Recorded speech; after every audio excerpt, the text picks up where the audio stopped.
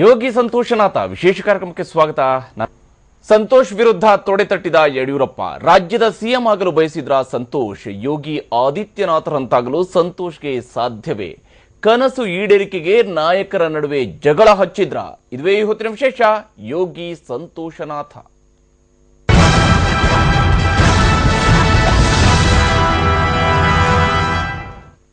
ರಾಜ್ಯ ಬಿಜೆಪಿಯಲ್ಲಿ ಒಂದೆಡೆ ಬೀದಿ ಜಗಳ ನಡೆಯುತ್ತಿದೆ. ಆದರೆ ಇದರ ನಡುವೆ ಬಿಜೆಪಿ ರಾಜ್ಯಾಧ್ಯಕ್ಷ ಯಡಿಯೂರಪ್ಪ ಮಾತ್ರ ಇದರ ಹಿಂದೆ ಬಿಜೆಪಿಯ ರಾಷ್ಟ್ರೀಯ ಸಹ ಸಂಘಟನಾ ಕಾರ್ಯದರ್ಶಿಯ ಪಾತ್ರ ಇದೆ ಅಂತಲೇ ಹೇಳ್ತಿದ್ದಾರೆ.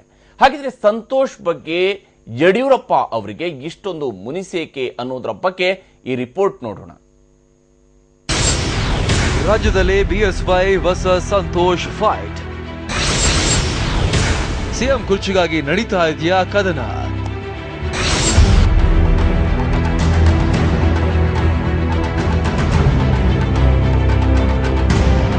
ನಿನ್ನೆ ರಾಜ್ಯ ಬಿಜೆಪಿಯಲ್ಲಿ ಸಂಘಟನೆ ಉಳಿಸೋಣ ಬನ್ನಿ ಕಾರ್ಯಕ್ರಮವನ್ನ ವಿಧಾನ ಪರಿಷತ್ ಪ್ರತಿಪಕ್ಷ ನಾಯಕ ಕೆಎಸ್ ಈಶ್ವರಪ್ಪ ಮತ್ತು ಬೆಂಬಲಿಗರು ನಡೆಸೇ ಬಿಟ್ರು.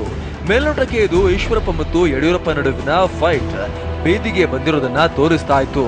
ಆದ್ರೆ ಯಡಿಯೂರಪ್ಪ ಇದನ್ನೇ ಅವಕಾಶವಾಗಿ ಬಳಸಿಕೊಂಡು ಬೇರಿಗೆ ಕೈ ಹಾಕುವ ಪ್ರಯತ್ನವನ್ನ ಮಾಡಿದ್ದಾರೆ. ಈಶ್ವರಪ್ಪ ಬೆನ್ನಿಗೆ ನಿಂತು ಬಾಣ ಪ್ರಯೋಗ ಮಾಡ್ತಾ ಇರುವವರ ವಿರುದ್ಧ ಸಮರ ಸಾರಿದ್ದಾರೆ.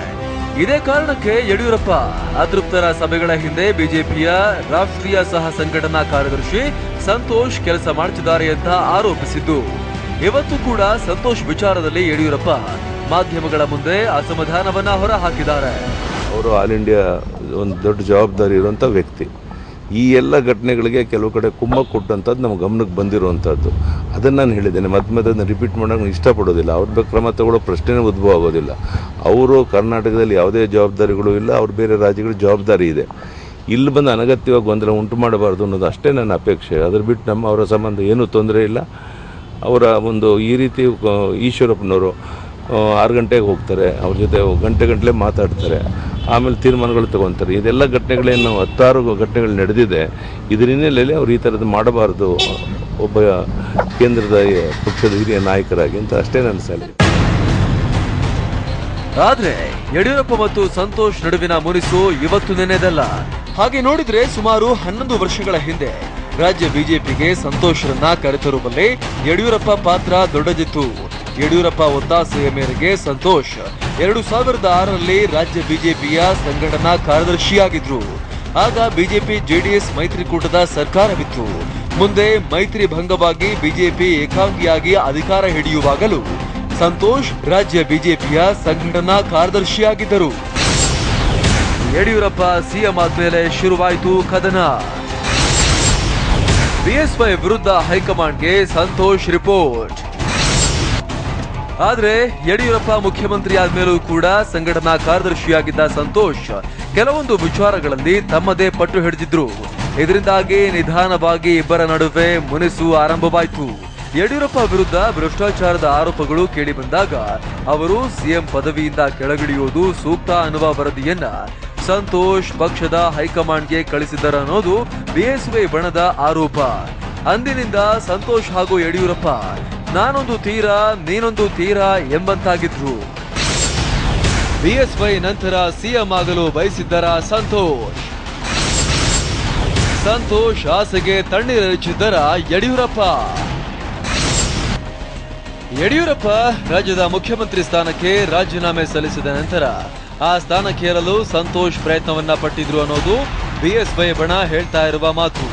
ಆದ್ರೆ ತಮ್ಮ ವಿರುದ್ಧ ಹೈಕಮಾಂಡ್ಗೆ ರಿಪೋರ್ಟ್ ಕಳಿಸಿದ್ದ ಸಂತೋಷ್ ಮುಖ್ಯಮಂತ್ರಿಯಾಗುವುದು ಯಡಿಯೂರಪ್ಪಗೆ ಸುತರಾಮ್ ಇಷ್ಟವಿರಲಿಲ್ಲ. ಇದೇ ಕಾರಣಕ್ಕಾಗಿ ತಮ್ಮ ಬಣದಿಂದ ಸದಾನಂದ ಗೌಡರನ್ನ ಯಡಿಯೂರಪ್ಪ ಮುಖ್ಯಮಂತ್ರಿ ಅಭ್ಯರ್ಥಿಯಾಗಿ ಅಖಾಡಕ್ಕಿಳಿಸಿದ್ರು. ಆಗ ಸ್ಪರ್ಧೆಯಿಂದ ಹಿಂದೆ ಸರಿದಿದ್ದ ಸಂತೋಷ್ ಡಿವಿಎಸ್ ಮುಂದೆ ಜಗದೀಶ್ ಶೆಟ್ಟರ್ ಪರ ಬ್ಯಾಟಿಂಗ್ ಮಾಡಿದ್ರು. ಆದ್ರೆ ಆಗ ರಾಜ್ಯ ಬಿಜೆಪಿಯಲ್ಲಿ ಮೇಲುಗೈ ಸಾಧಿಸಿದ್ದ ಯಡಿಯೂರಪ್ಪ ತಮ್ಮ ಬಣದ ಸದಾನಂದ ಗೌಡರು ಮುಖ್ಯಮಂತ್ರಿಯಾಗುವಂತೆ ನೋಡಿಕೊಂಡಿದ್ರು. ಆಗಲೇ ಸಂತೋಷ್ರನ್ನ ಸಂಘಟನಾ ಕಾರ್ಯದರ್ಶಿ ಸ್ಥಾನದಿಂದ ಯಡಿಯೂರಪ್ಪ ಇಳಿಸೋಕೆ ಪ್ರಯತ್ನ ಪಟ್ಟಿದ್ರು ಕೂಡ ಅದರಲ್ಲಿ ಯಶಸ್ವಿಯಾಗಿರಲಿಲ್ಲ. ಅದರ ಬದಲು ರಾಜ್ಯ ಬಿಜೆಪಿಯಲ್ಲಿ ಯಡಿಯೂರಪ್ಪಗೆ ಉಸಿರುಗಟ್ಟಿಸುವ ವಾತಾವರಣವನ್ನ ಸಂತೋಷ್ ಸೃಷ್ಟಿ ಮಾಡಿದ್ರು ಅನ್ನೋದು ಬಿಜೆಪಿಯಲ್ಲೇ ಕೇಳಿ ಬರ್ತಾ ಇದ್ದ ಮಾತು. ವಿ ಧನಂಜಯ್ ಕುಮಾರ್ಗೆ ಬಿಜೆಪಿಯಿಂದ ಗೇಟ್ ಪಾಸ್. ಯಡಿಯೂರಪ್ಪಗೆ ಟಾಂಗ್ ಕೊಡಲು ಮುಂದಾಗಿದ್ದ ಸಂತೋಷ್. ಬಿಎಸ್ವೈ ನಾಯಕತ್ವದ ವಿರುದ್ಧ ರಾಜ್ಯದಲ್ಲಿ ಅಪಸ್ವರ ಕೇಳಿ ಬರ್ತಾ ಇದ್ದಾಗ ಯಡಿಯೂರಪ್ಪ ಪರವಾಗಿ ನಿಂತು ಬಿಜೆಪಿ ರಾಷ್ಟ್ರೀಯ ನಾಯಕರ ವಿರುದ್ಧವೇ ಹರಿಹಾಯ್ದಂತ ವ್ಯಕ್ತಿ ಮಾಜಿ ಸಂಸದ ಧನಂಜಯ ಕುಮಾರ್. ಇದೇ ಕಾರಣಕ್ಕಾಗಿ ಧನಂಜಯ ಕುಮಾರ್ಗೆ ನೋಟಿಸ್ ನೀಡಿ ಅವರನ್ನ ಪಕ್ಷದಿಂದ ಹೊರಹಾಕುವಲ್ಲಿ ಸಂತೋಷ್ ಪಾತ್ರ ವಹಿಸಿದ್ರು ಅಂತ ಹೇಳಲಾಗಿತ್ತು. ಇದೇ ಕಾರಣಕ್ಕಾಗಿ ಅವತ್ತು ಧನಂಜಯ ಕುಮಾರ್ ಮಾಧ್ಯಮಗಳ ಮುಂದೆಯೇ ಸಂತೋಷ್ ವಿರುದ್ಧ ಆರೋಪಗಳ ಸುರಿಮಳೆಯನ್ನೇ ಮಾಡಿದ್ರು. ಹೀಗೆ ಸಂತೋಷ್ ಅಂದಿನಿಂದಲೂ ಯಡಿಯೂರಪ್ಪ ಬಣದ ಕೆಂಗಣ್ಣಿಗೆ ಗುರಿಯಾಗ್ತಾನೆ ಇದ್ರು. ಆದ್ರೆ ಸಂತೋಷ್ ಮಾತ್ರ ರಾಜ್ಯ ಬಿಜೆಪಿಯಲ್ಲಿ ತಮ್ಮದೇ ಪ್ರಭಾವ ಬೆಳೆಸಿಕೊಳ್ಳುವಲ್ಲಿ ಯಶಸ್ವಿಯಾಗಿದ್ದರು. ಪ್ರಧಾನಮಂತ್ರಿಯಾಗಿ ನರೇಂದ್ರ ಮೋದಿ ಆಯ್ಕೆಯಾದ ನಂತರ ಸಂತೋಷ್ ರಾಜ್ಯ ಬಿಜೆಪಿಯ ಜವಾಬ್ದಾರಿಯನ್ನ ಬಿಟ್ಟು ಬಿಜೆಪಿ ರಾಷ್ಟ್ರೀಯ ಸಹ ಸಂಘಟನಾ ಕಾರ್ಯದರ್ಶಿಯಾಗಿ ನೇಮಕವಾದರು. ಸಂತೋಷ್ ರಾಜ್ಯ ಬಿಟ್ಟು ರಾಷ್ಟ್ರ ಮಟ್ಟಕ್ಕೆ ಹೋದ್ರೂ ಕೂಡ ರಾಜ್ಯದಲ್ಲಿ ಅವರ ಹಿಡಿತ ಕಮ್ಮಿಯಾಗಿಲ್ಲ. ಇದೇ ಕಾರಣಕ್ಕಾಗಿ ಸಂತೋಷ್ ಈಗಲೂ ತಮ್ಮ ವಿರುದ್ಧ ಪಿತೂರಿ ಮಾಡುತ್ತಿದ್ದಾರೆ ಅಂತ ಯಡಿಯೂರಪ್ಪ ಹಾಗೂ ಅವರ ಬಣ ಬಲವಾಗಿ ನಂಬಿದೆ. ಇದಕ್ಕೆ ಪೂರಕವಾಗಿ ಈಶ್ವರಪ್ಪ ಬಣದ ಚಟುವಟಿಕೆಯಲ್ಲೂ ಕೂಡ ಸಂತೋಷ್ ಪಾತ್ರ ಇದೆ ಎನ್ನುವ ಆರೋಪವನ್ನ ಮಾಡ್ತಾ ಇದ್ದಾರೆ. ಆದ್ರೆ ಸಂಘಟನೆಯಲ್ಲಿ ಪರಿಚಿತರಾಗಿದ್ದರು. ರಾಜ್ಯದ ಜನರಿಗೆ ದೊಡ್ಡ ಮಟ್ಟದಲ್ಲಿ ಪರಿಚಿತರಲ್ಲದ ಸಂತೋಷ್ ರಾಜ್ಯದಲ್ಲಿ ಮುಖ್ಯಮಂತ್ರಿಯಾಗಲು ಸಾಧ್ಯವೇ ಅನ್ನೋದು $1 ಮಿಲಿಯನ್ ಪ್ರಶ್ನೆ. ಆನಂದ್ ಬೈದನ ಮನೆ, TV9 ಬೆಂಗಳೂರು. ಸಂತೋಷ್ ಅವರೇನೋ ರಾಜ್ಯದ ಸಿಎಂ ಆಗುವ ಕನಸು ಕಾಣ್ತಾ ಇದ್ದಾರೆ. ಆದ್ರೆ ಇದಕ್ಕೆ ಕಾರಣ ಇದೆ. ಅದೇನೆಂದ್ರೆ ಗುಜರಾತ್ನಲ್ಲಿ ಮೊದಲ ಬಾರಿಗೆ ನರೇಂದ್ರ ಮೋದಿ ಅವರು ಮುಖ್ಯಮಂತ್ರಿಯಾಗಿ ಆಯ್ಕೆಯಾದಾಗ ಅವರು ಪಕ್ಷದ ಸಂಘಟನೆಯಲ್ಲಿ ರಾಷ್ಟ್ರ ಮಟ್ಟದಲ್ಲಿ ತೊಡಗಿಸಿಕೊಂಡಿದ್ರು. ರಾಜ್ಯದಲ್ಲಿ ಅವರು ಮುಖ್ಯಮಂತ್ರಿ ಆಗ್ತಾರೆ ಅಂತ ಯಾರೂ ಅಂದುಕೊಂಡಿರಲಿಲ್ಲ. ಆದರೆ ಗುಜರಾತ್ನಲ್ಲಿ ಬಿಜೆಪಿಯ ಆಂತರಿಕ ಕಲಹ,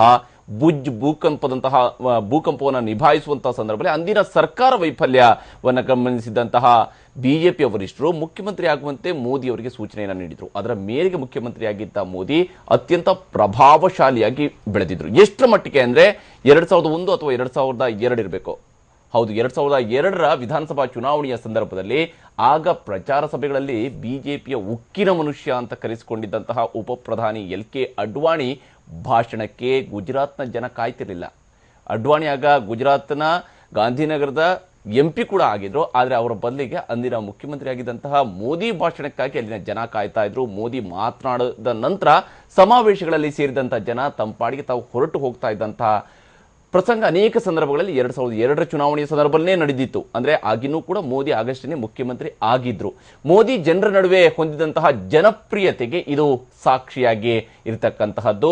ಅಷ್ಟೇ ಅಲ್ಲ, ಈಗೊಂದು ವಿಡಿಯೋವನ್ನು ನಿಮಗೆ ತೋರಿಸ್ತೀವಿ. ಅದು ನರೇಂದ್ರ ಮೋದಿ ಬಿಜೆಪಿಯಲ್ಲಿ ಎಷ್ಟೊಂದು ಪ್ರಭಾವಿಯಾಗಿ ಕೆಲಸವನ್ನ ಅವರು ಮುಖ್ಯಮಂತ್ರಿ ಆಗೋದಕ್ಕಿಂತ ಮುಂಚಿತವಾಗಿಯೇ ಮಾಡ್ತಾ ಇದ್ರು ಅನ್ನೋದಕ್ಕೆ ಇದು ಸಾಕ್ಷಿಯಾಗಿರ್ತಕ್ಕಂಥದ್ದು. ಇಲ್ಲಿ ಆಗ ಇದು 1999ರಲ್ಲಿ ಏನೋ ವಾಜಪೇಯಿ ಅವರು ಚುನಾವಣೆಯನ್ನು ಗೆದ್ದ ನಂತರ ಬಿಜೆಪಿಯ ಕೇಂದ್ರ ಕಚೇರಿ ದೆಹಲಿಯಲ್ಲಿರ್ತಕ್ಕಂಥ ಅಶೋಕ ರಸ್ತೆಯಲ್ಲಿರುವ ಕೇಂದ್ರ ಕಚೇರಿಗೆ ಬಂದಾಗ ಅಲ್ಲೆಲ್ಲ ಕಾರ್ಯಕರ್ತರು ಮಾತಾಡ್ತಿದ್ದಾರೆ. ಆದರೆ ಒಬ್ಬ ವ್ಯಕ್ತಿಯನ್ನು ಕಾಣ್ತಿದ್ದಂಗೆ ಅವರ ಉತ್ಸಾಹ ಯಾವ ರೀತಿಯಾಗಿ ಹೊರಹೊಮ್ಮುತ್ತೆ, ಆ ಒಂದು ಅವ್ರನ್ನ ಬರಸೆಳೆದು ಅಪ್ಪಿಕೊಳ್ತಾ ಇರತಕ್ಕಂಥದ್ದು, ಅದು ಆಗ ನರೇಂದ್ರ ಮೋದಿ ಅವರು ಪಕ್ಷದ ಸಂಘಟನೆಯಲ್ಲಿ ಎಷ್ಟರ ಮಟ್ಟಿಗೆ ಪ್ರಭಾವಿಯಾಗಿದ್ರು ಅನ್ನೋದನ್ನ ತೋರಿಸೋದಕ್ಕೆ ಸಾಕ್ಷಿಯಾಗಿರ್ತಕ್ಕಂಥದ್ದು ಈ ವಿಡಿಯೋ.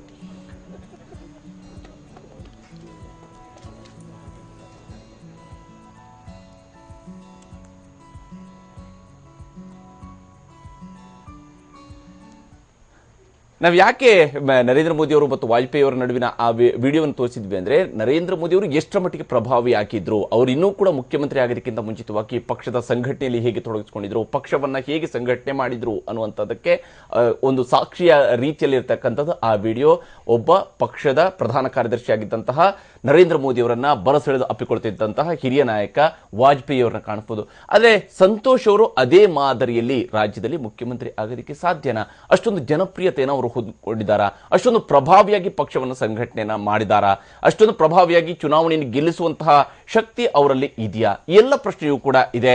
ಈ ಕಾರಣದಿಂದ ಇದರ ಬಗ್ಗೆ ವಿಸ್ತೃತವಾದ ಚರ್ಚೆಯನ್ನು ಆರಂಭಿಸೋಣ. ನಮ್ಮ ಸ್ಟುಡಿಯೋಗಳಲ್ಲಿ ಅತಿಥಿಗಳು ಕೂಡ ಜಾಯ್ನ್ ಆಗಿದ್ದಾರೆ. ಬಿಜೆಪಿಯ ರಾಜ್ಯ ವಕ್ತಾರರಾಗಿರುವ ಗೋ ಮಧುಸೂದನ್ ಅವರ ಮತ್ತಿಗೆ ಮೈಸೂರು ಸ್ಟುಡಿಯೋದಿಂದ ಜಾಯ್ನ್ ಆಗಿದ್ದಾರೆ. ಹಿರಿಯ ಪತ್ರಕರ್ತ ಅಬ್ದುಲ್ ಹಕೀಂ ಅವರ ಮತ್ತಿಗೆ ಈ ಕಾರ್ಯಕ್ರಮದಲ್ಲಿ ಜಾಯ್ನ್ ಆಗಿದ್ದಾರೆ. ಹಾಗೆಯೇ ಇನ್ನೋರ್ವ ಹಿರಿಯ ಪತ್ರಕರ್ತ ಗೇಬ್ರಿಯಲ್ ವಾಜ್ ಅವರ ಮತ್ತಿಗೆ ಈ ಕಾರ್ಯಕ್ರಮದಲ್ಲಿ ಜಾಯ್ನ್ ಆಗ್ತಾರೆ. ನಮ್ಮ ಅತಿಥಿಗಳ ಜೊತೆಗೆ ಚರ್ಚೆಯನ್ನು ಆರಂಭಿಸೋಣ ಚಿಕ್ಕ ಬ್ರೇಕ್ ನಂತರ.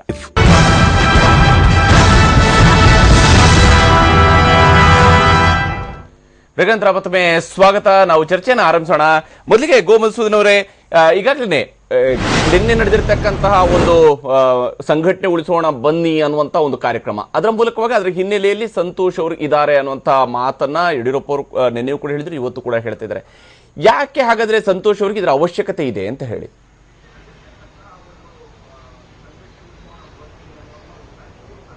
ಬೇರೆ ಯಾವುದೇ ರಾಜಕೀಯ ಪಕ್ಷದಲ್ಲಿ ಇಲ್ಲದೇ ಇರುವಂತಹ ಒಂದು ವ್ಯವಸ್ಥೆ ಭಾರತೀಯ ಜನತಾ ಪಾರ್ಟಿನಲ್ಲಿ ಇದೆ. ಇದು ಜನಸಂಘದ ಕಾಲದಿಂದಲೂ ನಮ್ಮ ಪಕ್ಷದಲ್ಲಿ ಇರ್ಕೊಂಡು ಬಂದಿರುವಂತಹ ವ್ಯವಸ್ಥೆ ಇದೆ. ಜನಸಂಘದಲ್ಲಿಂದ ಮುಂಚೆ ಮೊದಲು ಜನಸಂಘ ಪ್ರಾರಂಭವಾದಾಗ ಕಾಂಗ್ರೆಸ್ ವಿರುದ್ಧವಾಗಿ ಒಂದು ಸಂಘಟನೆಯನ್ನು ಪ್ರಾರಂಭ ಮಾಡಿದಾಗ ಡಾಕ್ಟರ್ ಶ್ಯಾಮಾ ಪ್ರಸಾದ್ ಮುಖರ್ಜಿ ಅವರು ಒಬ್ಬರೇ ರಾಜಕಾರಣಿ ಇದ್ದಂಥದ್ದು. ಆವಾಗ ಅವ್ರ ಜೊತೆಗೆ ಸುಂದರ್ ಸಿಂಗ್ ಭಂಡಾರಿ, ನಾನಾಜಿ ದೇಶ್ಮುಖ್, ಅಟಲ್ ಬಿಹಾರಿ ವಾಜಪೇಯಿ, ಪಂಡಿತ್ ದೀನ್ ದಯಾಳ್ ಉಪಾಧ್ಯಾಯ, ಮತ್ತೆ ಕರ್ನಾಟಕದಿಂದ ಜಗನ್ನಾಥರಾವ್ ಜೋಶಿ, ಭಾವುರಾವ್ ದೇಶಪಾಂಡೆ, ಈ ರೀತಿ ಅನೇಕ ಜನ ಹಿರಿಯ ಆರ್ಎಸ್ಎಸ್ ಪ್ರಚಾರಕರನ್ನ, ಫುಲ್ ಟೈಮ್ ವರ್ಕರ್ನ ನಾವು ರಾಜಕಾರಣಕ್ಕೆ ಕಳಿಸಿದ್ವಿ. ಒಂದು ಸಂಘಟನೆಯನ್ನು ಕಟ್ಟಿ ನಿಲ್ಲಿಸಲಿಕ್ಕೆ, ಒಂದು ಸಂಘಟನೆಯನ್ನು ಬೆಳೆಸಲಿಕ್ಕೆ, ಒಂದು ಹೊಸ ರಾಜಕೀಯ ಸಂಸ್ಕೃತಿಯನ್ನು ಬೆಳೆಸಬೇಕಾಗಿತ್ತು ಈ ದೇಶದಲ್ಲಿ. We wanted A different political culture in this country. ಆ ಕಾರಣಕ್ಕೋಸ್ಕರವಾಗಿ ಇವರೆಲ್ಲ ಆರ್ಎಸ್ಎಸ್ ಫುಲ್ ಟೈಮ್ ವರ್ಕರ್ ಆಗಿದ್ದಂಥವ್ರನ್ನ ಅಂದಿನ ಜನಸಂಘಕ್ಕೆ, ಆ ನಂತರದಲ್ಲಿ ಭಾರತೀಯ ಜನತಾ ಪಾರ್ಟಿಗೂ ಸಹ ನಾವು ಕಳಿಸ್ಕೊಂಡ್ಬರುವಂಥ ಪದ್ಧತಿ ಇದೆ. ಇದು ರಾಜ್ಯ ಮಟ್ಟದಲ್ಲಿರ್ಬೋದು, ಅನೇಕ ಕಡೆ ಬೇರೆ ಬೇರೆ ಮಟ್ಟದಲ್ಲೂ ಇದೆ. ಒಬ್ಬ ಫುಲ್ ಟೈಮ್ ವರ್ಕರ್ ಸಂಘದ ಕಾರ್ಯಕರ್ತ ಈ ಕೆಲಸ ಮಾಡ್ಕೊಂಡು ಬಂದಿರುವಂಥದ್ದು ನಮ್ಮ ಪರಂಪರೆಯಲ್ಲಿ, ನಮ್ಮ ಪದ್ಧತಿಯಲ್ಲಿ ನಡ್ಕೊಂಡು ಬಂದಿದೆ. ಆದರೆ ಆ ಎಲ್ಲ ಸಂದರ್ಭಗಳಲ್ಲಿ ಹೇಗಿತ್ತು ಸ್ಥಿತಿ ಅಂತಾರೆ, ಇದೇ ರೀತಿನೇ ಫುಲ್ ಟೈಮ್ ವರ್ಕರ್ ಆಗಿದ್ದಂಥವ್ರು ಮೋದಿಯವರು ಇದೇ ರೀತಿ ಫುಲ್ ಟೈಮ್ ವರ್ಕರ್ ಆಗಿರುವಂಥವ್ರು. ಈಗ ಕೇಂದ್ರದಲ್ಲಿ ರಾಮ್ಲಾಲ್ ಜಿ ಇದ್ದಾರೆ. ಇದಕ್ಕಿಂತ ಮುಂಚೆ ನಮ್ಮಲ್ಲೂ ಸಹ ಸತೀಶ್ ಜಿ ಅಂತ ಹೇಳಿ ಅಖಿಲ ಭಾರತೀಯ ಸಹ ಸಂಘಟನಾ ಕಾರ್ಯದರ್ಶಿಗಳು ಬಂದಿದ್ರು. ಸಂತೋಷ್ ಜಿ ಅವರು ಅದೇ ರೀತಿಯೇ ಬಂದಿರುವಂಥವ್ರು. ಇದಕ್ಕಿಂತ ಹಿಂದೆ ಫುಲ್ ಟೈಮ್ ವರ್ಕರ್ಸ್ ಆಗಿ ತುಂಬಾ ಜನ ಕೆಲಸ ಮಾಡಿದ್ದಾರೆ. ಶೇಷು ಅಂತ ಹೇಳಿ ಸಂಘದ ಒಬ್ಬರು ಪ್ರಚಾರಕರು ಕರ್ನಾಟಕದಲ್ಲಿ ಕೆಲಸ ಮಾಡ್ತಾ ಇದ್ದದ್ದನ್ನು ನಾವು ಕಂಡಿದ್ದೇವೆ. ತುಂಬಾ ಜನ ಕೆಲಸ ಮಾಡಿದ್ದಾರೆ. ಆದರೆ ಈ ಒಂದು ಸಂಘರ್ಷ ಪ್ರಾರಂಭವಾಗಿರಲಿಲ್ಲ ಯಾವತ್ತೂ. ಸಂಘಟನಾತ್ಮಕವಾದಂಥ ಚಟುವಟಿಕೆ ಮಾಡಲಿಕ್ಕೆ ಬಂದಂಥ ವ್ಯಕ್ತಿ, ಈ ವ್ಯಕ್ತಿ ಸಂಘಟನೆಯನ್ನು ಕಟ್ಟೋ ಕಡೆಗೆ ಮಾತ್ರ ಗಮನ ಕೊಡ್ತಾ ಇದ್ರೆ ವಿನಃ ಅವರು ತಮ್ಮ ರಾಜಕೀಯ ಆಕಾಂಕ್ಷೆಗಳನ್ನ ಅವ್ರು ಯಾವತ್ತೂ ಸಹ ಮೇಲ್ತರುವಂಥ ಪ್ರಯತ್ನವನ್ನು ಮಾಡ್ತಾ ಇರಲಿಲ್ಲ. ಅವರು ಇನ್ನೊಬ್ಬರನ್ನ ನಾಯಕರನ್ನಾಗಿ ಮಾಡುವಂಥ ಪ್ರಯತ್ನ ಮಾಡ್ತಾ ಇದ್ರೆ ವಿನಃ ತಾವೇ ಯಾವತ್ತೂ ನಾಯಕರಾಗಬೇಕು ಅಂತ ಪ್ರಯತ್ನದಲ್ಲಿ ಯಾವತ್ತೂ ತೊಡಕೊಂಡಿರಲಿಲ್ಲ ಅವರು. ಅಥವಾ ಯಾರನ್ನೋ ನಾಯಕರನ್ನ ಮಾಡಬೇಕು ಅಂತೇಳಿ ಸ್ವಹಿತಾಸಕ್ತಿಯನ್ನ ಇಟ್ಟುಕೊಂಡು ಬೇರೆ ಇನ್ಯಾರೋ ನಾಯಕರಾಗ್ತಾ ಇರೋರು ಕಾಲಿಳಿಯುವಂತ ಕೆಲಸವನ್ನ ಇಲ್ಲಿ ತನಕ ಬಂದಂಥವ್ರು ಯಾರು ಮಾಡ್ತಾ ಇರಲಿಲ್ಲ. ಆದರೆ ಈ ಒಂದು ಆರೋಪ ಸಂತೋಷ್ ಜಿ ಅವರ ಮೇಲೆ ಬಹಳ ಹಿಂದೆನೇ ಬಂತು. ನೀವೇ ನಿಮ್ಮ ಪ್ರೋಮೋನಲ್ಲಿ ತೋರಿಸಿದ ರೀತಿಯಲ್ಲಿ ಸನ್ಮಾನ್ಯ ಯಡಿಯೂರಪ್ಪನವರು ರಾಜ್ಯ ಅಧ್ಯಕ್ಷರಾದ ನಂತರದಲ್ಲಿ ಆವಾಗ ಎಲ್ಲೋ ಒಂದ್ ಕಡೆ ಯಡಿಯೂರಪ್ಪನವರ ವಿರುದ್ಧ ನಡೆದಂತ ಅನೇಕ ಚಟುವಟಿಕೆಗಳೇನು ನಡೀತು, ಅವ್ರನ್ನ ಡಿಥ್ರೋನ್ ಮಾಡಬೇಕು ಅನ್ನುವಂಥ ಸಂದರ್ಭದಲ್ಲಿ ಇವರ ಪಾತ್ರವೂ ಇತ್ತು ಅನ್ನುವಂಥದ್ದು ಅನೇಕ ವೇಳೆ ಚರ್ಚೆಯಲ್ಲಿ ಬಂದಂತ ಸಂಗತಿ. ಈ ಕೆಲಸ ಇವರು ಮಾಡಬಾರ್ದಾಗಿತ್ತು ಅಂತ ಅನ್ನೋದು ನಮ್ಮೆಲ್ಲರ ಮನಸ್ಸಿನಲ್ಲಿ ಇರುವಂತ ದುಃಖ. ಇದು ಈ ಸ್ಥಾನ ಇದೆಯಲ್ಲ, ಇದೊಂಥರ ತಾಯಿಯ ಸ್ಥಾನ. ಇದು ಮನೆಯಲ್ಲಿ ಎಲ್ಲರನ್ನೂ ಜೊತೆಗೆ ಕರ್ಕೊಂಡು ಹೋಗುವಂತ ಕೆಲಸವನ್ನೇ ಮಾಡಬೇಕು. ಅಣ್ಣ ತಮ್ಮಂದ್ರೆ ಜಗಳ ಆಡ್ತಾರೆ, ನನಗೆ ಬೇಕು ಅಂತ ಹೇಳಿ ಕೇಳ್ತಾರೆ. ಆದ್ರೆ ತಾಯಿ ಎಲ್ಲರನ್ನೂ ಸಹ ಒಪ್ಪಿಸಿ, ಎಲ್ಲರನ್ನೂ ಸಹ ಸಮಾಧಾನ ಮಾಡಿಕೊಂಡು, ಎಲ್ಲೋ ಒಂದು ಕಡೆಗೆ ಯಾರೋ ಒಬ್ಬ ವ್ಯಕ್ತಿ ದುರ್ಬಲ ಇದ್ದಾನೆ ಮಗ, ಅವನಿಗಿನ್ನೊಂದಷ್ಟು ಶಕ್ತಿ ಕೊಡ್ತಾ, ಯಾರೋ ಇನ್ನೊಬ್ಬ ಒಂದು ಸ್ವಲ್ಪ ಸಬಲ ಮಗ ಇದ್ದಾನೆ, ಅವನ ತಲೆ ಮೇಲೆ ಒಂಚೂರು ತಟ್ಟಿ, ಅಣ್ಣ ನೀನು ಸ್ವಲ್ಪ ಕಡಿಮೆ ಮಾಡ್ಕೋ, ಇವ್ರಿಗೊಂಚೂರು ಅವಕಾಶ ಮಾಡಿಕೊಡು ಅಂತ ಹೇಳಿ ಇಡೀ ಕುಟುಂಬವನ್ನು ಹೇಗೆ ತೆಗೆದುಕೊಂಡು ಹೋಗ್ತಾಳೋ ತಾಯಿ, ಆ ರೀತಿಯಾದಂಥ ರೋಲ್ ಮಾಡ್ಕೊಂಡು ಬಂದಿರುವಂತ ಕೆಲಸ ಇದು. ಆದರೆ ಯಾಕೋ ಸನ್ಮಾನ್ಯ ಸಂತೋಷ್ ಅವರು ಈ ಒಂದು ರೋಲ್ನ ಮಾಡೋದ್ರಲ್ಲಿ ಎಲ್ಲೋ ಒಂದ್ ಕಡೆ ಕಾಂಟ್ರವರ್ಸಿಗೆ ಅವರು ಸಿಕ್ಕಾಕೊಂಡ್ಬಿಟ್ರು. ಯಡಿಯೂರಪ್ಪನವರ ವಿರುದ್ಧದ ಒಂದು ಗ್ಯಾಂಗ್ ಅಲ್ಲಿ ಅವ್ರು ಗುರುತಿಸ್ಕೊಳ್ಳಿಕ್ಕೆ ಪ್ರಾರಂಭ ಮಾಡಿಬಿಟ್ರು ಅವರು. ಆ ಸಮಯದಲ್ಲೇನೆ ಯಡಿಯೂರಪ್ಪನವ್ರನ್ನ ಮುಖ್ಯಮಂತ್ರಿಯ ಸ್ಥಾನದಿಂದ ಅವರು ಕೆಳಗಿಳಿದ ಮೇಲಿಂದ ಯಾರು ಮುಖ್ಯಮಂತ್ರಿ ಆಗಬೇಕು ಅಂತನ್ನುವಂಥ ಪ್ರಶ್ನೆ ಬಂದಾಗ ಎಲ್ಲೋ ಒಂದು ಕಡೆ ತಾವು ಮುಖ್ಯಮಂತ್ರಿ ಯಾಕೆ ಆಗಬಾರದು ಅಂತನ್ನುವಂಥ ಅದುಮಿಟ್ಟಿದ್ದಂತ ಇವರ ಆಸೆ ಏನಿತ್ತು, ಅದಕ್ಕೆ ಅಲ್ಲಿ ಇಲ್ಲಿ ನಾನು ಯಾಕೆ ಆಗಬಾರದು ಅಂತ ಅವರು ಕೆಲವರ ಹತ್ರ ಹೇಳಿಕೊಂಡಿದ್ದು, ಕೆಲವು ಪತ್ರಕರ್ತರ ಹತ್ರ ಹೇಳಿಕೊಂಡಿದ್ದು ಎಲ್ಲವೂ ಸಹ ಎಲ್ರಿಗೂ ಗೊತ್ತಿರುವಂತ ಸಂಗತಿಯೇ, ಇಲ್ಲ ಅಂತಿಲ್ಲ. ಅದೇನು ಇವತ್ತು ಸತ್ಯವಾಗಿ ಉಳಿದಿಲ್ಲ. ಆದ್ರೆ ಒಮ್ಮೆ ಸಂಘದಿಂದ ಸಂಘಟನಾ ಕಾರ್ಯದರ್ಶಿಯಾಗಿ ಬಂದ ನಂತರ ಅವರಿಗೆ ಎಲ್ಲ ರಾಜಕೀಯದ ನಡುವೆನೇ ಇದ್ದಾಗ ಸಂಘದಿಂದ ಸಂಘಟನಾ ಕಾರ್ಯದರ್ಶಿಯಾಗಿ ಬಂದಂತವ್ರಿಗೆ ರಾಜಕಾರಣಿಗಳ ನಡುವೆ ಓಡಾಡ್ತಿರೋಕೆ ಯಾಕೆ ಅವರು ರಾಜಕಾರಣಿಯಾಗಿ ಇದು ಮಾಡಬಾರ್ದು ಅನ್ನುವಂಥದ್ದು ಬಂದ್ರೆ ಅದ್ರಲ್ಲಿ ಏನಿದೆ ತಪ್ಪು ಅಂತ ಉಳಿದವರು ಕೂಡ ಮಾಡಿರುವಂತದ್ದು ಅದನ್ನೇ ತಾನೆ. ಅಲ್ಲ ಅದಕ್ಕೆ ನಾನು ಹೇಳ್ತಾನೆ ತಪ್ಪು ಅಂತ ನಾನು ಹೇಳ್ತಾನೆ ಇಲ್ಲ ಇದನ್ನ. ಅದೇ ರೀತಿಯೇ ಬಂದಂತಹವರು ನಮ್ಮ ಭಾವರಾವ್ ದೇಶಪಾಂಡೆ ಅವರು ಚುನಾವಣೆಗೆ ನಿಂತರು, ಧಾರವಾಡದಲ್ಲಿ ಗೆದ್ರು. ಅದಕ್ಕಿಂತ ಮುಂಚೆ ನಮ್ಮ ಜಗನ್ನಾಥರಾವ್ ಜೋಶಿ ಅವರು ಅನೇಕ ಬಾರಿ ಧಾರವಾಡದಲ್ಲಿ ಗೆಲ್ತಾ ಇದ್ರು, ಇಲ್ಲ ಅಂತೇನಿಲ್ಲ.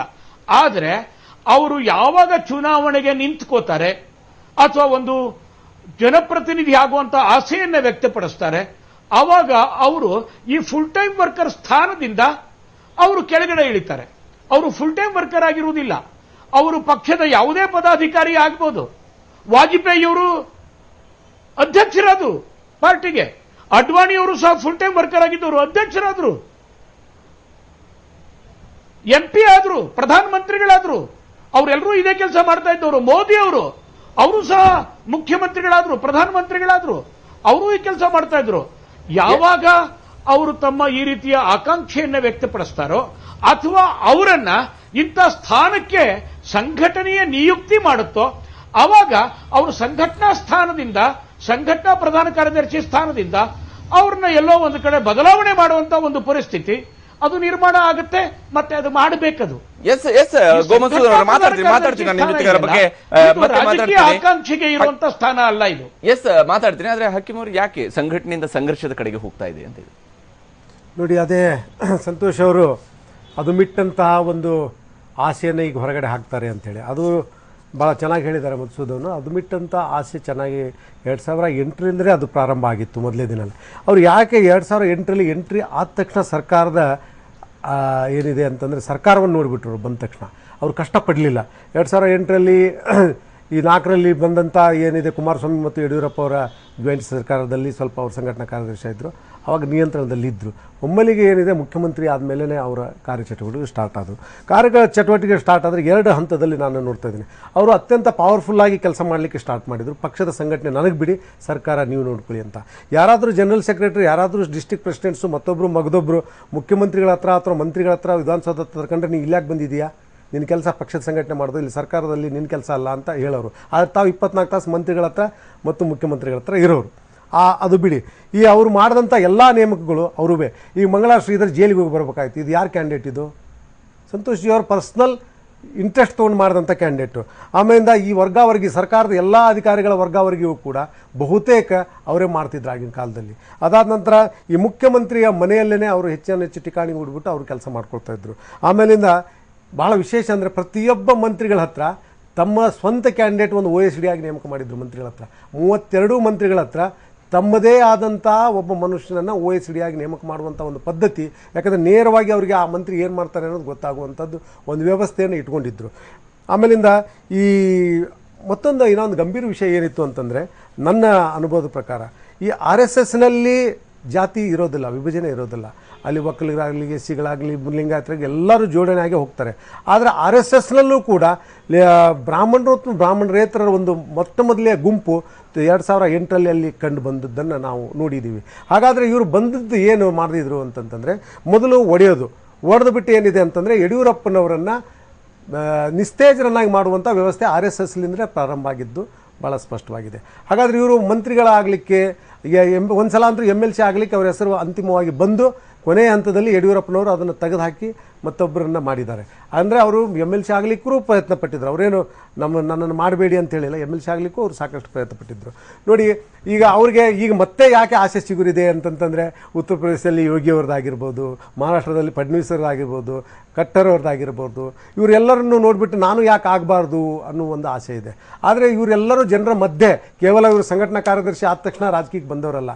ಯೋಗಿಯವರು 5-6 ಸಲ MP ಆಗಿದ್ದಾರೆ, ಫಡ್ನವೀಸ್ ಅವರು ಆ ರಾಜ್ಯದ ಪ್ರೆಸಿಡೆಂಟ್ ಆಗಿದ್ದರು ಜನತಾ ಪಾರ್ಟಿ BJPದು, ಮತ್ತು ಖಟ್ಟರ್ ಅವರು ಕೂಡ ಗೆದ್ದಿದ್ದಾರೆ. ಹೀಗಾಗಿ ಜನರ ನಡುವೆ ಇದ್ದು RSS ನಾಯಕರು, ನಮ್ಮ ಮಧುಸೂದನ್ ಹೇಳಿದಾಗೆ RSS ನಾಯಕರು, ಸಂಘಟನಾ ಕಾರ್ಯದರ್ಶಿಗಳು, ಸಂಘಟನಾ ಪ್ರಮುಖರು ಎಲ್ಲವೂ ರಾಜಕಾರಣಕ್ಕೆ ಇಳಿದು ಆಮೇಲೆ ಬೇರೆ ದೊಡ್ಡ ದೊಡ್ಡ ಹುದ್ದೆಯನ್ನು ಅಲಂಕರಿಸಿದವರು ಇದ್ದಾರೆ. ಆದರೆ ಇವರು ಅದನ್ನು ಇಟ್ಟುಕೊಂಡೇ ಯಾವುದನ್ನು ಬೇಡದೆ ತಾವೇ ಮಾಡಬೇಕು ಅಂತ ಏನು ಹೋಗ್ತಾ ಇದ್ದಾರಲ್ಲ, ಇದು ಅಷ್ಟೊಂದು ಸಮಂಜಸ ಆಗೋದಿಲ್ಲ. ಅವ್ರಿಗೆ ಅವ್ರ ಕಡೆಯಿಂದ ಬಯಸಿದ್ದೇನು ಅಂತಂತಂದರೆ, ಯಡಿಯೂರಪ್ಪನವರು ಮತ್ತು ಈಶ್ವರಪ್ಪನವರನ್ನು ಕರೆದು ಹೊಂದಾಣಿಕೆ ಮಾಡಿ, ಪ್ಯಾಚಪ್ ಮಾಡಿ, ಮಾತುಕತೆ ಮಾಡಿ ಕಳಿಸ್ಬೇಕು ಅಂತೇಳಿ ಇಡೀ ರಾಜ್ಯದ BJPಯವರು ಮತ್ತು RSSನವರು ಬಯಸಿದ್ದಾರೆ. ಆದರೆ ಅವರು ಅದನ್ನು ಮಾಡ್ತಾ ಇಲ್ಲ ಅನ್ನೋದೇ ದೊಡ್ಡ ದುರಂತ. ಎಸ್, ಆದರೆ ಗೇಬ್ರಿಯಲ್ ವಾಜರ್, ತಾವು ಯಾವ ರೀತಿಯಾಗಿ ನೋಡ್ತೀರಿ ಇಲ್ಲಿ ಆಗ್ತಾ ಇರ್ತಕ್ಕಂಥ BJPಲಿ ಆಗ್ತಾ ಇರ್ತಕ್ಕಂಥ ಈ ಡೆವಲಪ್ಮೆಂಟ್ಸ್ ಅನ್ನ? ನನಗೆ ಅನಿಸುತ್ತೆ, ಇವಾಗ ಮಧುಸೂದನ್ ಅವರು ಹೇಳಿದ ನಾಯಕರ ಕಾಲ, ಈ ಭಾವುರಾವ್ ದೇಶಪಾಂಡೆ ಅಥವಾ ಜಗನ್ನಾಥರಾವ್ ಜೋಶಿ, ಅದು ಆ ಕಾಲ ಬೇರೆ, ಈಗಿನ ಭಾಜಪ ಬೇರೆ. ಆವಾಗ ಜನಸಂಘಕ್ಕೆ ಅಧಿಕಾರದ ಕನಸೇ ಇದ್ದಿರಲಿಲ್ಲ, ಅಧಿಕಾರ ಬರುವ ಅವಕಾಶನೂ ಇದ್ದಿರಲಿಲ್ಲ. ಇವಾಗ 2006 ಅದರ ನಂತರ ಈ ಬೆಳವಣಿಗೆ ಬಂದದ್ದು. ಆದ್ದರಿಂದ ಅಧಿಕಾರದ ರುಚಿ ಅಥವಾ ಅಧಿಕಾರದ ಹಂಬಲ ನಂತರದ ರಾಜಕಾರಣಿಗಳಿಗೆ ಹೆಚ್ಚು ಹೊರತು ಹಿಂದೆ ಅವರಿಗೆ ಅಧಿಕಾರದ ಅವಕಾಶ ಎಷ್ಟು ಸಿಕ್ಕಿದೆ ಮಧುಸೂದನ್ ಅವರಿಗೆ ಗೊತ್ತು, ನಾವು ಎಷ್ಟು ಈ BJPನವರು. ಅದು ಅಲ್ಲದೆ ಈ ಸಂತೋಷ್ ಅವರು ಖಂಡಿತ ಸಂಘಟನೆಯಲ್ಲಿ ಅನುಭವ ಇದ್ದವರು, ಅವರು ಪರಿಣಿತರು. ಆದ್ದರಿಂದ ಕೆಲವು ಸಂದರ್ಭದಲ್ಲಿ ನನಗೆ ಅನಿಸುತ್ತೆ, ಇವರು ರಾಜಕಾರಣಿಗಳು ಒಡನಾಟ ಜಾಸ್ತಿ ಆದಾಗ ಅವರೊಂದಿಗೆ ಎಲ್ಲರೂ ನನಗೆ ಬೇಕಾದವರು ನನ್ನ ಒಟ್ಟಿಗೆ ಬರ್ತಾರೆ, ಅಥವಾ ನಿಮಗೆ ವಿರೋಧ ಇದ್ದವರು ನನ್ನ ಕಿವಿಯಲ್ಲಿ ಹೇಳ್ತಾರೆ. ಇಂಥ ಮಾತುಕತೆ ಸಹಜ ಈ ಇದರಲ್ಲಿ. ಆದ್ದರಿಂದ ಸ್ವಲ್ಪ ಏನೋ ನಡೆದಿರತ್ತೆ. ನನಗೆ ಅನ್ಸುತ್ತೆ, ಈ ಯಡಿಯೂರಪ್ಪನವರು ಯಾಕೆ ಸಂತೋಷ್ ಅವರನ್ನೇ ಟಾರ್ಗೆಟ್ ಮಾಡಬೇಕು? ಅವರು ಈಶ್ವರಪ್ಪನವರು ಮತ್ತೆ ಇದೇ ಯಡಿಯೂರಪ್ಪನವರು ಎಷ್ಟು ಅಣ್ಣ ತಮ್ಮಂದಿರ ತರ ಇದ್ದವರು. ಅವರು ಇದೇ BJPನಲ್ಲೇ ನಾವು ನೋಡಿದ್ದೀವಿ. ಲಾಲ್ ಕೃಷ್ಣ ಅದ್ವಾನಿ, ನಮ್ಮ ಮುರಳಿ ಮನೋಹರ್ ಜೋಶಿ, ಅಂಥವರನ್ನೆಲ್ಲ ಮೂಲೆ ಗುಂಪು ಮಾಡಿದವರು. ಜಸ್ವಂತ್ ಸಿಂಗ್ ಅವರನ್ನು ಪಕ್ಷದಿಂದಲೇ ಹೊರಗೆ ಹೋಗ್ಲಿಕ್ಕೆ ಬಿಟ್ಟವರು. ಇವರು ಈಶ್ವರಪ್ಪ ಅಂತವರು ಯಡಿಯೂರಪ್ಪನವರ ವಿರುದ್ಧ ನಿಂತರೆ ಇವರಿಗೆ ಯಾರಿಗೂ ಕೇಂದ್ರ ನಾಯಕರು ತಡೆಗಲಿಕ್ಕೆ ಸಾಧ್ಯವಿಲ್ಲ. ಹಿಂದಿನ ಕಾಲದಲ್ಲೇ ಇವರು BJP ಈಗ ನರೇಂದ್ರ ಮೋದಿ ಅವರು ಸರ್ಕಾರ ಬಂದ ಮೇಲೆ, ಅದನ್ನು ಅವರು ನರೇಂದ್ರ ಮೋದಿ ಅವರು ಅಮಿತ್ ಶಾ ಅವರು ರಾಷ್ಟ್ರೀಯ ಅಧ್ಯಕ್ಷರು ಆದ ನಂತರ ಎಲ್ಲೂ ಆಶಿಸ್ತು ಅಂತ BJPನಲ್ಲಿ ಬಹಳ ಕಷ್ಟ. ಅಂತವರನ್ನು BJPನವರು ಮುಂದೆ ಬರ್ಲಿಕ್ಕೆ ಬಿಡಲ್ಲ. ಹೌದು. ಎಲ್ಲಿ ಅವರು ಈಶ್ವರಪ್ಪನವರು, ಅವರಿಗೆ ಕೇಂದ್ರದ ಬೆಂಬಲ ಇಲ್ಲದಿದ್ದರೆ ಅವರು ಯಾಕೆ ಯಡಿಯೂರಪ್ಪನವರ ಮುಂದೆ ನಿಲ್ತಾರೆ? ಯಡಿಯೂರಪ್ಪನವರು BJPಗೆ ಸೇರಿ ತಮ್ಮ ಪಕ್ಷವನ್ನು BJPನಲ್ಲಿ ವಿಲೀನ ಮಾಡಿ ಅಲ್ಲೇ ಅವರು ರಾಜಕೀಯ ನಿಂತ್ಕೊಂಡು 2014ರ ಲೋಕಸಭಾ ಚುನಾವಣೆಯಲ್ಲಿ BJP ಅಷ್ಟು ಗೆಲ್ಲಬೇಕಾದ್ರೆ ಯಡಿಯೂರಪ್ಪನವರ ಶ್ರಮ ಇದೆ. ಅವರು ನಮ್ಮ ದೇವೇಗೌಡರ ತರ, ಇವರು 24 ಗಂಟೆ ರಾಜಕಾರಣಿ. ಅವರಿಗೆ ಬೇರೆ ಹವ್ಯಾಸಗಳು ಇಲ್ಲ, ಬೇರೆ ಚಟಗಳು ಇಲ್ಲ, ಬಹಳ ಮುತುವರ್ಜಿಯಿಂದ ಕೆಲಸ ಮಾಡುವವರು. ಆದ್ದರಿಂದ ನನಗೆ ಅನ್ಸುತ್ತೆ, ಎಲ್ಲೋ ಕೇಂದ್ರ ನಾಯಕರನವರದ್ದು ತಪ್ಪಿದೆ. ಕೇಂದ್ರ ನಾಯಕರು ಯಾಕೆ ಈಶ್ವರಪ್ಪವನ್ನು ನಿಲ್ಲಿಸಲಿಲ್ಲ, ಅವರನ್ನು ತಡೆಯಲಿಲ್ಲ? ಯಾಕೆ ಅವರೊಂದಿಗೆ ಹೊಂದಾಣಿಕೆ ಮಾಡಲಿಕ್ಕೆ ಸಾಧ್ಯ ಆಗಿಲ್ಲ? ಇವರು ಮಾಡಬೇಕಾಗಿತ್ತು. ಇಲ್ಲದಿದ್ದರೆ ಇವರು ಬರೇ ಒಬ್ಬ ಸಂತೋಷ್ ಅವರನ್ನು ಹಿಡಿದುಕೊಂಡು ಅವರನ್ನು ಬಲಿಪಾಶು ಮಾಡಲಿಕ್ಕೆ ಆಗತ್ತಾ? ಎಸ್, ಗೇಬ್ರಿಯಲ್ ವಾಜ್ ಅವರೇ, ಯಾಕಂದ್ರೆ ಇಲ್ಲಿರ್ತಕ್ಕಂಥ ಕೇವಲ ಸಂತೋಷ್ ಅವರಿಂದ ಮಾತ್ರನೇ ಸಾಧ್ಯನಾ? ಯಾಕೆ ಹಾಗಾದ್ರೆ ಈಶ್ವರಪ್ಪ ಅವರು ಈ ರೀತಿಯಾದಂತಹ ಪಕ್ಷದ ವಿಚಾರಗಳನ್ನ ಬಹಿರಂಗವಾಗಿಯೇ ಚರ್ಚೆಯನ್ನ ನಡೆಸ್ತಾ ಇರುವಂತಹ ಸಂದರ್ಭದಲ್ಲೂ ಕೂಡ BJP ಯಾಕೆ ಈಶ್ವರಪ್ಪ ಅವರ ವಿರುದ್ಧ ಕ್ರಮ ಕೈಗೊಳ್ಳುತ್ತಿಲ್ಲ? ಹಾಗಾದ್ರೆ ಸಂತೋಷ್ ಅವರನ್ನ ಯಾವ ಕಾರಣಕ್ಕಾಗಿ BJP ಟಾರ್ಗೆಟ್ ಮಾಡ್ತಾ ಇದೆ? ಇದ್ರ ಬಗ್ಗೆ ಕೂಡ ಚರ್ಚೆಯನ್ನು ನಾವು ಮುಂದುವರಿಸೋಣ ಚಿಕ್ಕ ಬ್ರೇಕ್ನ ನಂತರ.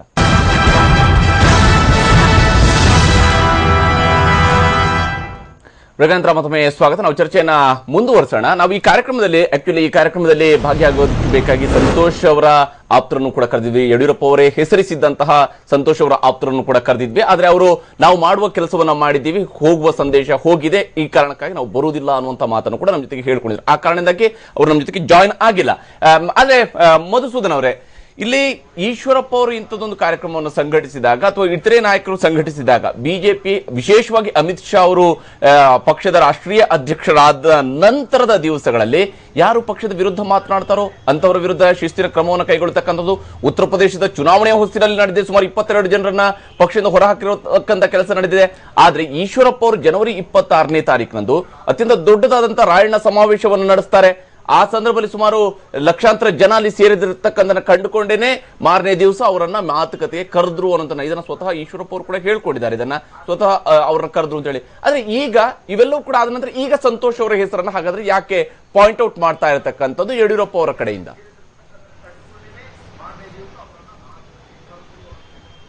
ಇದು ಅನೇಕ ಬಾರಿ ಏನಾಗುತ್ತೆ ಅಂತಂತಂದ್ರೆ ಯಾವ್ದಾರ ಒಂದು ಸಂಗತಿ ಆಸ್ಫೋಟ ಆಗಬೇಕಾದ್ರೆ ಒಳಗಡೆ ಸಾಕಷ್ಟು ದೊಡ್ಡ ಟೆನ್ಷನ್ ನಿರ್ಮಾಣ ಆಗಬೇಕಾಗತ್ತೆ.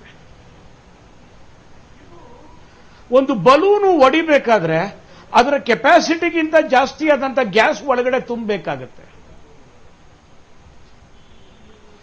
ಕಳೆದ ಅನೇಕಾರು ವರ್ಷಗಳಿಂದ ಈ ಎಲ್ಲ ಚಟುವಟಿಕೆಗಳನ್ನ ಗಮನಿಸ್ಕೊಂಡು ಬಂದಿದ್ದಂತ ಸನ್ಮಾನ್ಯ ಯಡಿಯೂರಪ್ಪನವರು ನಿನ್ನೆ ಮೊದಲ ಬಾರಿಗೆ ಇದನ್ನ ಆಸ್ಫೋಟನೆಗೊಳಿಸಿದ್ದಾರೆ.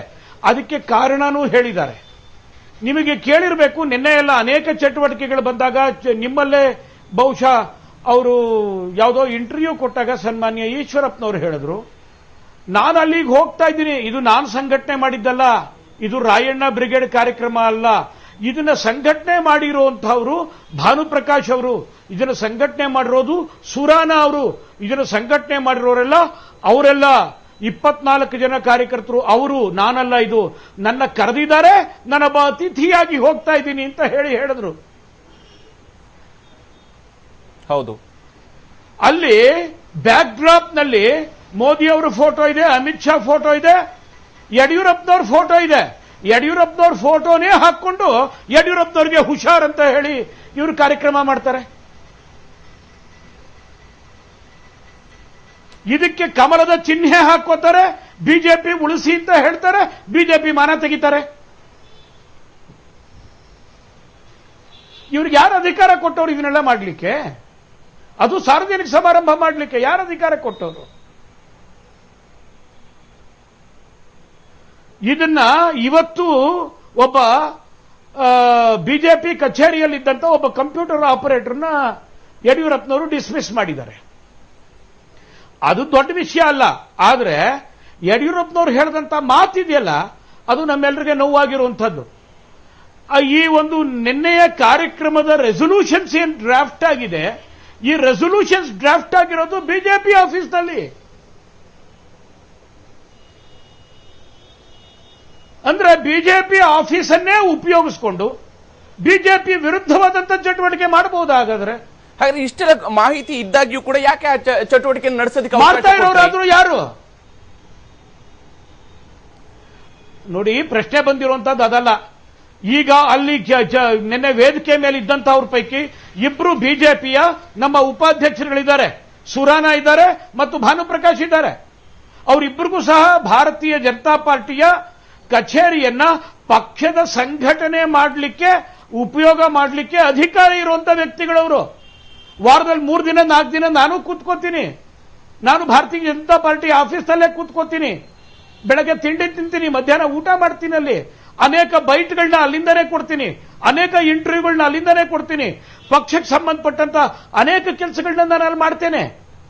ನನಗೆ ಅಲ್ಲಿ ನಾನೊಬ್ಬ ವಕ್ತಾರನಾಗಿ ಪಕ್ಷದ ಘನತೆಯನ್ನು ಹೆಚ್ಚಿಸಲಿಕ್ಕೆ, ಪಕ್ಷದ ಸಂಘಟನೆಯನ್ನ ಮಾಡಲಿಕ್ಕೆ ಬೇಕಾದಂತ ಎಲ್ಲ ಅಧಿಕಾರ ನನಗಿದೆ. ಅದನ್ನ ನಾನು ಉಪಯೋಗಿಸಿಕೊಂಡು ಪಕ್ಷದ ವಿರುದ್ಧದ ಚಟುವಟಿಕೆಯನ್ನು ಮಾಡ್ತೇನೆ, ಪಕ್ಷದ ಪ್ರತಿಮೆಯನ್ನು ಕೆಳಗಡೆ ಇಳಿಯುವಂತ ಪ್ರಯತ್ನವನ್ನು ಮಾಡ್ತೇನೆ. ನಾವೆಲ್ಲರೂ ಸಹ ಪಕ್ಷದ ಅಧ್ಯಕ್ಷರ ಜೊತೆ ಪದಾಧಿಕಾರಿಗಳು ಅಂತಂದ್ರೆ it is just like cabinet colleagues. ನೀವು ಹೇಳ್ತಿರ್ತಕ್ಕಂಥ ಚಟುವಟಿಕೆಯನ್ನು ಮಾಡಿದ್ದಾರೆ ಮತ್ತು ಇವರು ಪಕ್ಷದ ಕಚೇರಿಯನ್ನು ಕೂಡ ದುರ್ಬಳಕೆ ಮಾಡಿಕೊಂಡಿದ್ದಾರೆ ಅನ್ನೋಂತ ನೀವು ನೇರ ಹೇಳ್ತೀರಿ. ಆದ್ರೆ ಈ ಶಕ್ತಿ ಹಾಗಾದ್ರೆ ಇವ್ರಿಗೆ ಹೇಗೆ ಬಂತು? ಕೇವಲ ಸಂತೋಷ್ ಅವರ ಒಬ್ಬರ ಕಾರಣದಿಂದ ಇದ್ರ ಹಿಂದೆ ಸಂತೋಷ್ ಅವರ ನೇರವಾದಂತ ಪಾತ್ರ ಇದೆ. ಅವರೊಬ್ಬರೇನೆ ಇದ್ರ ಹಿಂದೆ ನೇರವಾಗಿ ಸಂತೋಷ್ ಅವರ ಪಾತ್ರ ಇದೆ. Yes, sir. ಆ ಕಾರಣಕ್ಕೋಸ್ಕರವಾಗಿ Yes. ಇದನ್ನ ಈ ಒಂದು ನಾವು ಗಂಭೀರವಾಗಿ ತೆಗೆದುಕೋಬೇಕಾಗಿರುವಂತದ್ದು. ಎಸ್ ಮಧುಸೂದನ್ ಅವರೇ, ಆದ್ರೆ ಗೇಬ್ರಿಯಲ್ ವಾಜ್ ಅವರು ಈಗ ಸಂತೋಷ್ ಅವರ ಪಾತ್ರ ಇದೆ ಅಂತ ಹೇಳ್ಕೊಳ್ತಾರೆ, ಎಲ್ಲ ನಾಯಕರು ಹೇಳ್ತಾರೆ, ಯಡಿಯೂರಪ್ಪ ಅವರು ಕೂಡ ಅದನ್ನ ಹೇಳಿದ್ದಾರೆ. ಆದ್ರೆ ಯಡಿಯೂರಪ್ಪ ಅವರು ಕೂಡ ಮಾತನಾಡೋ ಸಭೆಯಲ್ಲಿ ಇವತ್ತು ಕೂಡ ಮಾಧ್ಯಮ ಜೊತೆಗೆ ಹೇಳ್ತಾರೆ ಅವರ ವಿರುದ್ಧ ಏನು ಕ್ರಮ ಕೈಗೊಳ್ಳಬೇಕು ಅಂತೇನಿಲ್ಲ, ಅವರು ರಾಷ್ಟ್ರೀಯ ನಾಯಕರು, ಅವರು ಇಲ್ಲಿ ಬರದಿದ್ರೆ ಸಾಕು ಅನ್ನುವಂತ ರೀತಿಯಾದಂತ ಮಾತನ್ನ ಹೇಳ್ತಿದ್ದಾರೆ. ಹಾಗಾದ್ರೆ ಈಗ ಅವರ ವಿರುದ್ಧ ಸಾಕ್ಷಿಯೇ ಇದೆ, ಅವರು ಪಕ್ಷದ ವಿರುದ್ಧವಾಗಿ ಕೆಲಸವನ್ನು ಮಾಡಿಸಿದ್ದಾರೆ, ಸಂಘಟನಾ ಕಾರ್ಯದರ್ಶಿ ಆಗಿದೆ ಮಾಡಿದ್ರೆ ಅದು ಬಹಳ ದೊಡ್ಡ ಅಪರಾಧ ಆಗುತ್ತೆ. ಹಾಗಾದ್ರೆ ಅವ್ರ ಮೇಲೆ ಆಕ್ಷನ್ ತಗೊಳ್ಳಿ ಅನ್ನೋಂತ ನೀವು ಇದು ಮಾಡಬಾರ್ದು, ಡಿಮ್ಯಾಂಡ್ ಮಾಡಬಾರ್ದು. ಖಂಡಿತ ಯಾಕೆ ಮಾಡಬಾರ್ದು. ಅಲ್ಲದೆ ನನಗೆ ಅನ್ಸುತ್ತೆ ಈಗ ಯಡಿಯೂರಪ್ಪನವರು ಪಕ್ಷದ ರಾಜ್ಯ ಅಧ್ಯಕ್ಷರಾಗಿ ಬಂದ ನಂತರ ಅವರಿಗೆ ತಾನೇ ಅಧಿಕಾರ ಜಾಸ್ತಿ ಇರುವುದು ಪಕ್ಷದಲ್ಲಿ. ಅವರೇ ಈ ಪದಾಧಿಕಾರಿಗಳನ್ನು ನೇಮಿಸಿದಾಗಲೂ ಈಶ್ವರಪ್ಪನವರು ಎಷ್ಟು ಗಲಾಟೆ ಮಾಡಿದರು, ಎಷ್ಟೋ ಜಿಲ್ಲೆಯವರಿಗೆ ಸರಿಯಾದ ಪ್ರಾತಿನಿಧ್ಯ ಕೊಟ್ಟಿಲ್ಲ, ಅಥವಾ ಕೆಲವರು ತಮಗೆ ಬೇಕಾದವರನ್ನು ಮಾತ್ರ ಯಡಿಯೂರಪ್ಪನವರು ನೇಮಕ ಮಾಡಿದ್ದಾರೆ, ಉಳಿದವರನ್ನು ಕಡೆಗಾಣಿಸಿದ್ದಾರೆ. ಇದ್ರ ಬಗ್ಗೆ ಎಲ್ಲ ರಾಷ್ಟ್ರೀಯ ಅಧ್ಯಕ್ಷರ ಹತ್ರನೇ ಅಮಿತ್ ಶಾ ಅವರ ಹತ್ರ ದೂರು ಹೋಗಿದೆ. ಹೌದು, ಅವರು ಇದರ ಬಗ್ಗೆ ಯಡಿಯೂರಪ್ಪನವರಿಗೆ ತಿಳಿಸಿದ್ದಾರೆ, ಇದನ್ನೆಲ್ಲ ಸರಿ ಮಾಡಿ ಅಂತ ಹೇಳಿದ್ದಾರೆ. ಅಂದ್ರೆ ಯಡಿಯೂರಪ್ಪ ಅವರು ಖಂಡಿತ ಪಕ್ಷದಲ್ಲಿ ಬಹಳ ಪ್ರಭಾವಿ ಪ್ರಮುಖರು ಅನ್ನೋದರಲ್ಲಿ ಎರಡು ಮಾತಿಲ್ಲ. ಇಂಥ ಯಡಿಯೂರಪ್ಪನವರನ್ನು ಅವರು ಪಕ್ಷದ ರಾಜ್ಯ ಅಧ್ಯಕ್ಷರು, ಶೋಭಾ ಕರಂದ್ಲಾಜೆ ಅವರು ಪ್ರಧಾನ ಕಾರ್ಯದರ್ಶಿಯವರು, ಈ ಹಾಗಾದ್ರೆ ನೀವು ಆರ್ಗನೈಸಿಂಗ್ ಸೆಕ್ರೆಟರಿ ಆಗಿ ಸಂತೋಷ್ ಅವರು ಇಷ್ಟೆಲ್ಲ ಯಡಿಯೂರಪ್ಪ ವಿರುದ್ಧ ಪಿತೂರಿ ಮಾಡ್ತಾ ಇದ್ದಾರೆ, ಇವರು ಈಶ್ವರಪ್ಪ ಅವರನ್ನು ಬೆಂಬಲಿಸ್ತಾ ಇದ್ದಾರೆ ಅಂತ ಹೇಳಿದ್ದಾರೆ. ಎಲ್ಲೋ ಈ ಪಕ್ಷದಲ್ಲೇ ಏನೋ ಸರಿ ಇಲ್ಲ. ಇವರು ನಿಜವಾಗಿಯೂ ಏನಾಗಿದೆ, ಹಿಂದೆ ಎಲ್ಲ ಬಿಜೆಪಿ ಇದೆ, ಪಾರ್ಟಿ ಇದೆ ಡಿಫರೆನ್ಸ್. ಅಂದ್ರೆ ಒಳ್ಳೆ ಏಕಾಭಿಪ್ರಾಯ ಇದ್ದ ಪಾರ್ಟಿ ಅಂತ, ಇವಾಗ ಎಲ್ಲ ಭಿನ್ನಾಭಿಪ್ರಾಯಗಳ ಪಾರ್ಟಿ ಅಂತ ಆಗಿಬಿಟ್ಟಿದೆ. ಇಷ್ಟು ಇದು ಅಂದರೆ ಎಲ್ಲಿ ಸಮಸ್ಯೆ ಏನು, ಯಾಕೆ ಇದನ್ನು ಸರಿಪಡಿಸ್ತಾ ಇಲ್ಲ? ಕೇಂದ್ರ ನಾಯಕರಿದ್ದು ತಪ್ಪಿದೆ, ಇಲ್ಲಿ ರಾಜನಾಯಕರು ಇಷ್ಟು ಸಮಯದಿಂದ ಏನು ಮಾಡಲಿಲ್ಲ. ಇವರಿಗೆ ಯಡಿಯೂರಪ್ಪನವರಿಗೆ ಮೊನ್ನೆ ಮಾತ್ರ ಗೊತ್ತಾಯ್ತಾ ಇವರು ಸಂತೋಷ್ ಅವರು ಅಷ್ಟು ದೊಡ್ಡ ಪಿತೂರಿ ಮಾಡ್ತಾರೆ, ಮುಖ್ಯಮಂತ್ರಿ ಆಗ್ಲಿಕ್ಕೆ ಹೊರಟಿದ್ದಾರೆ ಅನ್ನುವ ಗುಮಾನಿ ಬರುವಂತೆ ಮಾತನಾಡ್ತಾರಲ್ಲ. ಹೌದು, ಅದು ಹೇಗೆ ಇದಾಗುತ್ತೆ? ಇದನ್ನು ಆಗ್ಲಿಕ್ಕೆ ಬಿಟ್ಟವರು ಯಾರು? ಅಥವಾ ಇಂಥದ್ದು ನಡೆಯುವಾಗ ಯಡಿಯೂರಪ್ಪನವರು ಯಾಕೆ ಸುಮ್ಮನಿದ್ರು? ಈಶ್ವರಪ್ಪನವರು ಇಷ್ಟು ತನ್ನ ವಿರುದ್ಧ ಇಷ್ಟು ರಾಜ್ಯಾಂತ ನಡೆದಾಗ ಯಾಕೆ ಇದನ್ನೆಲ್ಲ ತಡೆಯಲಿಕ್ಕೆ ಸಾಧ್ಯ ಆಗ್ಲಿಲ್ಲ? ಆವಾಗ ಸಂತೋಷ್ ಅವರು ಇದನ್ನೆಲ್ಲ ನಡೆಸಿದ್ದಾರೆ ಅಂತ ಯಡಿಯೂರಪ್ಪನವರಿಗೆ ಗೊತ್ತಾಗಿಲ್ವಾ? ಇದನ್ನು ಅವರು ಪಕ್ಷದವರು ಆಲೋಚನೆ ಮಾಡಬೇಕು, ಚಿಂತನೆ ಮಾಡಬೇಕು.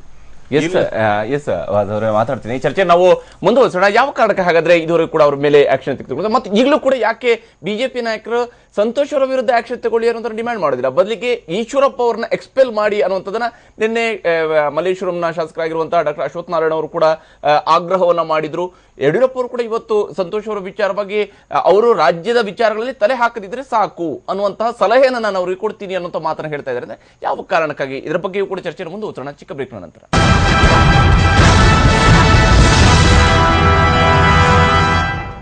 ಪ್ರಿಯಾಂತರ ಮತ್ತೊಮ್ಮೆ ಸ್ವಾಗತ. ನಾವು ಚರ್ಚೆಯನ್ನ ಮುಂದುವರಿಸೋಣ.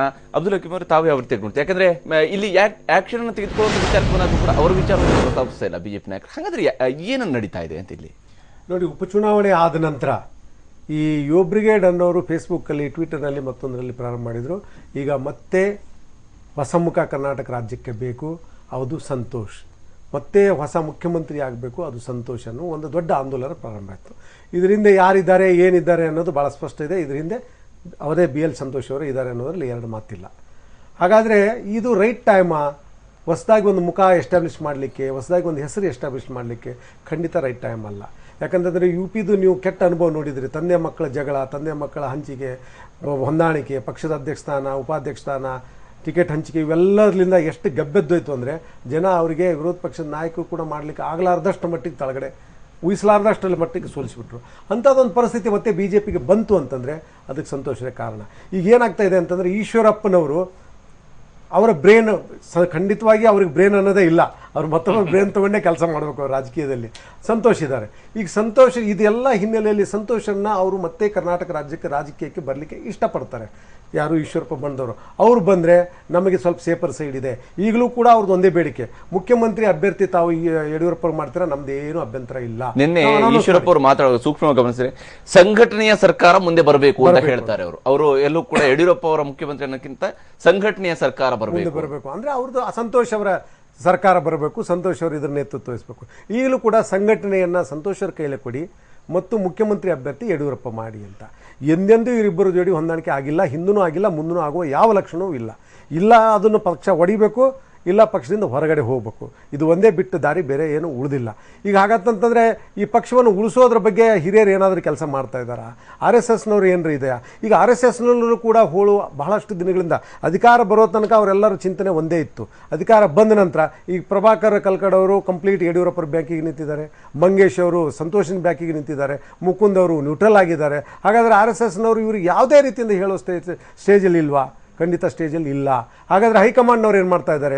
ಹೈಕಮಾಂಡ್ನವರು ಕೂಡ ರಾಜ್ಯ ರಿಪೋರ್ಟನ್ನೇ ಕೂತಿದ್ದಾರೆ. ರಾಜ್ಯ ರಿಪೋರ್ಟಲ್ಲಿ ಕೇಳ್ಕೊಳ್ಳೋದು ಏನಪ್ಪ ಅಂತಂದರೆ ಅವರಿಗೂ ಇದೇ ಗೊಂದಲ. ಯಾವ ರೀತಿಯಿಂದ ಯಡಿಯೂರಪ್ಪನವ್ರ ಪಕ್ಷದಿಂದ ಹೊರಗಡೆ ಹಾಕುವಾಗ ಗೊಂದಲ ಇತ್ತು, ಅದೇ ರೀತಿಯಿಂದ ಈಶ್ವರಪ್ಪನವ್ರಿಗೆ ಏನು ಮಾಡಬೇಕು, ಅವರಿಗೆ ಸುಮ್ ಕೂಡಿಸ್ಬೇಕಾದ್ರೆ ಏನು ಮಾಡಬೇಕು, ಅಥವಾ ಸಂತೋಷಕ್ಕೆ ವಾಪಸ್ ತರಬೇಕಾ, ಇವೆಲ್ಲ ಗೊಂದಲಗಳು ಭಾಳ ಪಕ್ಷಕ್ಕೆ ಭಾಳ ತೊಂದರೆ ಮಾಡಿದ್ದಾವೆ.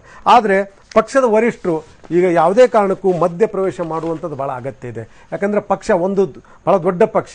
ಅವರೇ ಹೇಳೋ ಪ್ರಕಾರ ಲಕ್ಷಾಂತರ ಜನ ಜೈಲಿಗೆ ಹೋಗಿ ಈ ಪಕ್ಷವನ್ನು ಕಟ್ಟಿದ್ದೀವಿ, ಪ್ರಜಾಪ್ರಭುತ್ವ ಉಳಿವಿಗಾಗಿ ಸಾಕಷ್ಟು ಹೋರಾಟ ಮಾಡಿದ್ದೀವಿ ಅಂತ ಏನು ಹೇಳ್ಕೊತ ಹೋಗ್ತಾ ಇದ್ದಾರೆ. ಹಾಗಾದರೆ ಅವ್ರ ಕನಸು ಏನು? ಈ ರೀತಿಯಿಂದ ಇಬ್ಬರ ಜಗಳದಲ್ಲಿ ಆ ಪಕ್ಷ ನಿರ್ನಾಮ ಆಗ್ಬೇಕಾ, ಕಾರ್ಯಕರ್ತರ ನಿರ್ನಾಮ ಆಗಿ ಹೋಗ್ಬೇಕಾ, ಆಸೆಗಳಿಗೆ ತಣ್ಣೀರು ಹಚ್ಚಬೇಕಾ? ಸಂದಿಲ್ಲ. ವರಿಷ್ಠರು ಈಗ ಮಧ್ಯಪ್ರವೇಶ ಮಾಡಲೇಬೇಕಾಗಿದೆ. ವರಿಷ್ಠರ ಮಧ್ಯಪ್ರವೇಶ ಆದರೆ ಮಾತ್ರ ಇದರ ಒಂದು ಶಾಂತಿ ಸಮಾಧಾನ ಆಗುತ್ತೆ ಅಂತ ಹೇಳ್ತಾರೆ. ಇಲ್ಲ ಅಂತಂತಂದರೆ ಇದಕ್ಕೆ ಯಾವುದೇ ರೀತಿಯಿಂದನೂ ಕೂಡ ಇಲ್ಲ. ಈಗ ಯಡಿಯೂರಪ್ಪನವ್ರಿಗೆ ಏನು ಸ್ಟೇಜು? ಯಡಿಯೂರಪ್ಪನವರು ಈಶ್ವರಪ್ಪನವರಿಗೆ ವಿರೋಧ ಪಕ್ಷ ಸ್ಥಾನದಿಂದ ಕೆಳಗಿಳಿಸಬೇಕು. ವಿರೋಧ ಪಕ್ಷ ಅವ್ರ ಹಿಂದೆ ಇರುವಂಥ ತಾವೇ ಈಗ ಅಧ್ಯಕ್ಷರಿದ್ದಾರೆ, ಇವು ಅವರು ಉಪಾಧ್ಯಕ್ಷರು ಇಬ್ಬರು ಪಕ್ಷ ಚಟುವಟಿಕೆ ವಿರುದ್ಧ ಚಟುವಟಿಕೆ ಮಾಡಿದ್ದಾರೆ. ಯಾರು ಭಾನುಪ್ರಕಾಶ್ ಮತ್ತು ಸುರಾನ, ಅವರನ್ನು ತೆಗೆದು ಹಾಕಬೇಕು ಅನ್ನೋದೊಂದು ಒಂದು ವಿಚಾರ ಹೊಂದಿದ್ದಾರೆ. ಆಮೇಲಿಂದ ಈ ಸಂತೋಷರು ಹಸ್ತಕ್ಷೇಪ, ಈಗ ಅವರೇ ಕ್ಲಿಯರ್ ಆಗಿ ಹೇಳಿದ್ದಾರೆ, ಸಂತೋಷರು ರಾಜ್ಯ ಮಟ್ಟಕ್ಕೆ ಹಸ್ತಕ್ಷೇಪ ಯಾವುದೇ ಕಾರಣಕ್ಕೂ ಮಾಡಬಾರ್ದು, ಇದನ್ನು ನಾನು ಹೇಳ್ಕೊಳ್ತಾ ಇದ್ದೀನಿ ಅಂತೇಳಿ. ಅವ್ರದ್ದು ಹೇಗಿದೆ ಅಂತಂದರೆ ಮೋಹನ್ ಭಾಗವತರ ಜೊತೆ ಸಂತೋಷದ ಸಂಬಂಧ ಚೆನ್ನಾಗಿದೆ, ಇದರಲ್ಲಿ ಎರಡನೇ ಪ್ರಶ್ನೆ ಇಲ್ಲ. ರಾಮ್ಲಾಲ್ ಅವರು ಕೂಡ ಸಂತೋಷರ ಬಗ್ಗೆ ಒಂದು ರೀತಿಯಿಂದ ಒಳ್ಳೆಯ ಅಭಿಪ್ರಾಯ ಹೊಂದಿದ್ದಾರೆ. ಹೀಗಾಗಿ ಯಡಿಯೂರಪ್ಪನವ್ರಿಗೆ ಅಷ್ಟೊಂದು ಮೋಹನ್ ಭಾಗವತರನ್ನು ಏರಿ ಸಂತೋಷನ್ನು ಕಂಟ್ರೋಲ್ ಆಗಲಿಕ್ಕೆ ಶಕ್ಯ ಇಲ್ಲ. ಆದರೆ ಮತ್ತೊಂದನ್ನು ಗಮನಿಸಬೇಕು, ಅದ್ವಾನಿ ಮತ್ತು ಅಮಿತ್ ಶಾ ನಡುವೆ ಈಗ ಯಡಿಯೂರಪ್ಪ ಮತ್ತು ಈಶ್ವರಪ್ಪನ ಮಧ್ಯೆ ಏನಿದೆ, ಇದಕ್ಕಿಂತ ಹೆಚ್ಚಿನ ಮತಭೇದ ಮತ್ತು ಹೆಚ್ಚಿನ ಜಗಳ ಅಲ್ಲಿದೆ ಡೆಲ್ಲಿಯಲ್ಲೂ ಕೂಡ. ಅವರು ಒಬ್ರಿಗೊಬ್ಬರು ಮಾತಾಡೋದಲ್ಲ, ಆದರೂ ಅವರು ಈ ರೀತಿಯಿಂದ ಹೊರಗಡೆ ಬೀದಿಗೆ ಬಂದಿಲ್ಲ. ಇದನ್ನು ಕೂಡ ಗಮನಿಸಬೇಕು. ಮತ್ತು ಈಗಾಗಲೇ ಅಮಿತ್ ಶಾ ಮತ್ತು ನರೇಂದ್ರ ಮೋದಿ RSSನವರಿಗೆ ನಾಗ್ಪುರ್ ಕಂಟ್ರೋಲ್ ಮಾಡಿದ್ದಾರೆ. ಅವರು ತಮ್ಮ 10th ಏನು ರೇಸ್ಕೋರ್ಸಿಗೆ ಬಿಟ್ಟುಕೊಟ್ಟಿಲ್ಲ. ಇದು ಕೂಡ ಗಮನ ಇಟ್ಟುಕೊಂಡು ಈಶ್ವರಪ್ಪನವರು ಮತ್ತು ಯಡಿಯೂರಪ್ಪನವರು ಒಂದಾಗಿ ಹೋಗಿ ಸಂತೋಷ್ ಇದನ್ನು ತಾವು ಆಸೆ ಆಕಾಂಕ್ಷೆಗಳನ್ನು ಬದಿಗೊತ್ತಿ ಅವರಿಬ್ಬರನ್ನು ಮುಂದಾಲೋಚನೆಯಿಂದ ನೋಡಿಕೊಂಡು ಮತ್ತು ಅವರನ್ನು ಮುಂದೆ ಬಿಟ್ಟರೆ ಈ ರಾಜ್ಯಕ್ಕೆ ಮತ್ತೆ ಬಿಜೆಪಿ ಬರ್ಬೋದು ಅನ್ಸುತ್ತೆ. ಆದ್ರೆ ಮಧುಸೂದನ್ ಅವರೇ, ಒಂದು ವಿಚಾರ, ಈಗ ಯಡಿಯೂರಪ್ಪ ಅವರನ್ನ ಮುಖ್ಯಮಂತ್ರಿ ಅಭ್ಯರ್ಥಿ ಅಂತ ಹೇಳಿ ಘೋಷಣೆ ಮಾಡಿದ್ದಾರೆ ಬಿಜೆಪಿಯಿಂದ. ಅವರು ಬಿಜೆಪಿ ರಾಜ್ಯಾಧ್ಯಕ್ಷ ಆಗಿದ್ದಾರೆ, ಅದೇ ಹಿನ್ನೆಲೆಯಲ್ಲಿ ಜವಾಬ್ದಾರಿ ಕೊಟ್ಟಿದ್ದಾರೆ. ಆದರೆ ಈ ರೀತಿಯ ಜಗಳವನ್ನ ನೋಡ್ತಾ ಇದ್ರೆ ಬಿಜೆಪಿಯ ಒಟ್ಟು ತಂತ್ರಗಾರಿಕೆ ನೋಡಿದ್ರೆ ಗೆಲುವು ಅತ್ಯಂತ ಪ್ರಮುಖ. ಮುಂದಿನ ಚುನಾವಣೆಯಲ್ಲಿ ಗೆಲುವು ಅತ್ಯಂತ ಪ್ರಮುಖ. ಆಗ ಅಲ್ಲಿ ಎ ಇರ್ತಾರ, ಬಿ ಇರ್ತಾರ, ಸಿ ಇರ್ತಾರ ಅನ್ನೋಕ್ಕಿಂತ ಹೆಚ್ಚಾಗಿ ಗೆಲುವು ಅನ್ನೋದು ಮುಖ್ಯ ಆಗುತ್ತೆ. ಅಂತ ಸಂದರ್ಭ ಎದುರಾದಾಗ ನಾಯಕತ್ವವು ಕೂಡ ಬದಲಾಗದೇ ಇಲ್ಲ ಅನ್ನುವಂತ ಏನಾದ್ರೂ ಇದಮಿತ್ತಂ ಅಂತ ಹೇಳಿ ಹೇಳೋದಕ್ಕೆ ಸಾಧ್ಯನಾ ಅಂತ? ಇಲ್ಲ, ನಮ್ಮಲ್ಲಿ ಎರಡು ತರಹದ ತಂತ್ರಗಾರಿಕೆಗಳನ್ನ ಭಾರತೀಯ ಜನತಾ ಪಾರ್ಟಿ ಇಲ್ಲಿ ತನಕ ನಾವು ಅಳವಡಿಸಿಕೊಂಡು ಬಂದಿದ್ದೇವೆ. ರಾಜಸ್ಥಾನದಲ್ಲಿ ನಾವು ಶ್ರೀಮತಿ ವಸುಂಧರಾ ರಾಜೆ ಅವರನ್ನೇ ಸಹ ಮುಖ್ಯಮಂತ್ರಿ ಮಾಡ್ತೇವೆ ಅಂತ ಹೇಳಿ ಮುಂಚೆನೇ ಘೋಷಣೆ ಮಾಡಿ ಚುನಾವಣೆಗೆ ಹೋಗಿದ್ವಿ. ನಾವು ಅಲ್ಲಿ ರಾಜ್ಯವನ್ನು ಗೆದ್ವಿ. ವಸುಂಧರಾ ರಾಜೆ ಅವರನ್ನೇ ನಾವು ಅಲ್ಲಿ ಮುಖ್ಯಮಂತ್ರಿಯನ್ನಾಗೂ ಮಾಡಿದ್ವಿ. ಹಾಗೆ ನೋಡಿದ್ರೆ ಅವ್ರ ವಿರುದ್ಧ ಯಾವುದೇ ಅಪಸ್ವರ ಇರಲಿಲ್ಲ ಅಂತ ಇರಲಿಲ್ಲ. ಶಿವರಾಜ್ ಸಿಂಗ್ ಚೌಹಾಣ್ ಅವ್ರನ್ನ ಮುಖ್ಯಮಂತ್ರಿ ಮಾಡ್ತೀವಿ ಅಂತ ಹೇಳಿದ್ವಿ. ಚುನಾವಣೆ ನಂತರದಲ್ಲಿ ಅವ್ರನ್ನೇ ಮಾಡಿದ್ವಿ. ಡಾಕ್ಟರ್ ರಮಣ್ ಸಿಂಗ್ ಅವ್ರನ್ನ ಮುಖ್ಯಮಂತ್ರಿ ಮಾಡ್ತೀವಿ ಅಂತ ಹೇಳಿ ಅವ್ರ ನೇತೃತ್ವದಲ್ಲಿ ಹೋದ್ವಿ, ಅವ್ರನ್ನೇ ಮುಖ್ಯಮಂತ್ರಿ ಮಾಡಿದ್ವಿ. ಆದ್ರೆ ಎಲ್ಲಿ ಮುಖ್ಯಮಂತ್ರಿ ಅಭ್ಯರ್ಥಿಯನ್ನು ನಾವು ಮುಂಚೆ ಘೋಷಣೆ ಮಾಡಿರೋದಿಲ್ಲ ಅಂತ ಕಡೆಗೆ ಸಂಘಟನೆ ಬೇಕಾದಂತ ವ್ಯಕ್ತಿಯನ್ನ ನಾವು ಯೋಚನೆ ಮಾಡಿ ತೀರ್ಮಾನ ಮಾಡಿ ಎಲ್ಲರ ಅಭಿಪ್ರಾಯವನ್ನು ತೆಗೆದುಕೊಂಡು ಅತ್ಯಂತ ಅರ್ಹವಾದಂತ ಯೋಗ್ಯವಾದಂತ ವ್ಯಕ್ತಿಗಳನ್ನ ಮಾಡ್ಕೊಂಡು ಬರುವಂತ ಪದ್ಧತಿ ಇದೆ. ಆದ್ರೆ ಭಾರತೀಯ ಜನತಾ ಪಾರ್ಟಿ ವರಿಷ್ಠರು ಕೇಂದ್ರದಿಂದ ತೀರ್ಮಾನ ಮಾಡಿರುವಂತದ್ದೇನೆ ಸನ್ಮಾನ್ಯ ಯಡಿಯೂರಪ್ಪನವ್ರನ್ನ ರಾಜ್ಯ ಅಧ್ಯಕ್ಷರನ್ನಾಗಿ ಮಾಡಿದ್ರು. ನಿನ್ನೆ ಸಭೆಯಲ್ಲಿ ಸನ್ಮಾನ್ಯ ಈಶ್ವರಪ್ಪನವರು ಏನೇನು ಆರೋಪ ಮಾಡಿದ್ರು ಈ ಎಲ್ಲ ಆರೋಪಗಳು ನಮ್ಮ ಹೈಕಮಾಂಡ್ನ ನಾಯಕರಿಗೆ ಗೊತ್ತಿದ್ದಂತದ್ದೇನೆ. ಅವರು ಪಕ್ಷ ಬಿಟ್ಟೋಗಿದ್ದು ನಿಜ, ಪಕ್ಷ ವಾಪಸ್ ಕರ್ಕೊಂಡ್ಬಂದಿದ್ದು ನಿಜ. ಅವರಲ್ಲೂ ಸಹ ಬದಲಾವಣೆ ಆಯ್ತು, ಅವರಲ್ಲೂ ಪಶ್ಚಾತ್ತಾಪ ಆಯ್ತು. ಯಡಿಯೂರಪ್ಪನವರು ಸಹ ಕ್ಷಮೆಯನ್ನು ಕೇಳಿದ್ರು, ನಾನು ಮಾಡಿದ ತಪ್ಪಾಯ್ತು ವಾಪಸ್ ಬರ್ತೀನಿ ಅಂತೇಳಿ. ಇವರು ಕೇಳಿದ್ರು, ಆಯ್ತು ನೀವು ಬನ್ನಿ ಅಂತ ಹೇಳಿ ಪಕ್ಷವೂ ಸಹ ಅವ್ರನ್ನ ವಾಪಸ್ ಕರ್ಕೊಂತು. ಅವಾಗ ಇದೇ ಜನ ಯಾರಿದ್ದಾರೆ ಇವರು ಯಡಿಯೂರಪ್ಪನವ್ರನ್ನ ವಾಪಸ್ ಬರಬಾರ್ದು ಅಂತಾನೂ ಪ್ರಯತ್ನ ಪಟ್ರು. ಬಂದ ನಂತರದಲ್ಲಿ ಇವ್ರು ಯಾರಿಗೆ ಪ್ರಮುಖ ಸ್ಥಾನ ಕೊಡಬಾರ್ದು ಅಂತಾನೂ ಪ್ರಯತ್ನ ಪಟ್ರು. ಅವ್ರನ್ನ ಅಧ್ಯಕ್ಷರ ಮಾಡ್ಲಿಕ್ಕೆ ಇವ್ರು ಯಾರೂ ಪ್ರಯತ್ನ ಮಾಡಲಿಲ್ಲ, ಅಧ್ಯಕ್ಷರಾಗಬಾರ್ದು ಅಂತ ಪ್ರಯತ್ನ ಪಟ್ರು. ಆದ್ರೆ ಒಮ್ಮೆ ಇವರೆಲ್ಲರ ಭಿನ್ನಾಭಿಪ್ರಾಯಗಳ ನಡುವೆಯೂ ಸಹ ಕೇಂದ್ರದ ನಾಯಕತ್ವ ಯಡಿಯೂರಪ್ಪನವರೇ ಮುಖ್ಯಮಂತ್ರಿ ಆಗಬೇಕು, ಯಡಿಯೂರಪ್ಪನವರೇ ಪಕ್ಷದ ಅಧ್ಯಕ್ಷರೂ ಆಗಬೇಕು ಅಂತ ತೀರ್ಮಾನ ಮಾಡಿದಾಗ ಇವರ ತಳಮಳ ಜಾಸ್ತಿ ಆಯಿತು. ಆ ಕಾರಣಕ್ಕೋಸ್ಕರವಾಗೇನೆ ಅವತ್ತಿಂದನೇ ಈ ರಾಯಣ್ಣ ಬ್ರಿಗೇಡ್ ಪ್ರಾರಂಭ ಆಗಿದ್ದು. ರಾಯಣ್ಣ ಬ್ರಿಗೇಡ್ನ ಅಪ್ಪ ಈಶ್ವರಪ್ಪ ಅಲ್ಲ, Rayanna brigade is the brain child of Santosh. ಆ ಕಾರಣಕ್ಕೋಸ್ಕರವಾಗಿ ಇಷ್ಟೆಲ್ಲ ಚಟುವಟಿಕೆಗಳನ್ನ ಮಾಡ್ಕೊಂಡ್ ಬಂದಿದ್ದು. ಅವರು ನಡೆದಂತ ಇದೇ ಸಭೆನಲ್ಲಿ ಆದ್ರೆ ಗೇಬ್ರಿಯಲ್ ವಾಜ್ ಈಗ ಸ್ಥಿತಿಯ ಒಳಗಡೆ ನಾಯಕತ್ವವನ್ನು ಬದಲಾವಣೆ ಆಗದೇ ಇಲ್ಲ ಅಂತ ಹೇಳೋದಕ್ಕೆ ಸಾಧ್ಯ ಆಗುತ್ತೆ ಗೆಲುವಿನ ಕ್ರೈಟೀರಿಯಾವನ್ನು ನೋಡಿದಾಗ? ನಾಯಕತ್ವ ಬದಲಾವಣೆ ಆಗದೇ ಇಲ್ಲ ಅಂತ ಹೇಳುವುದು ಕಷ್ಟ.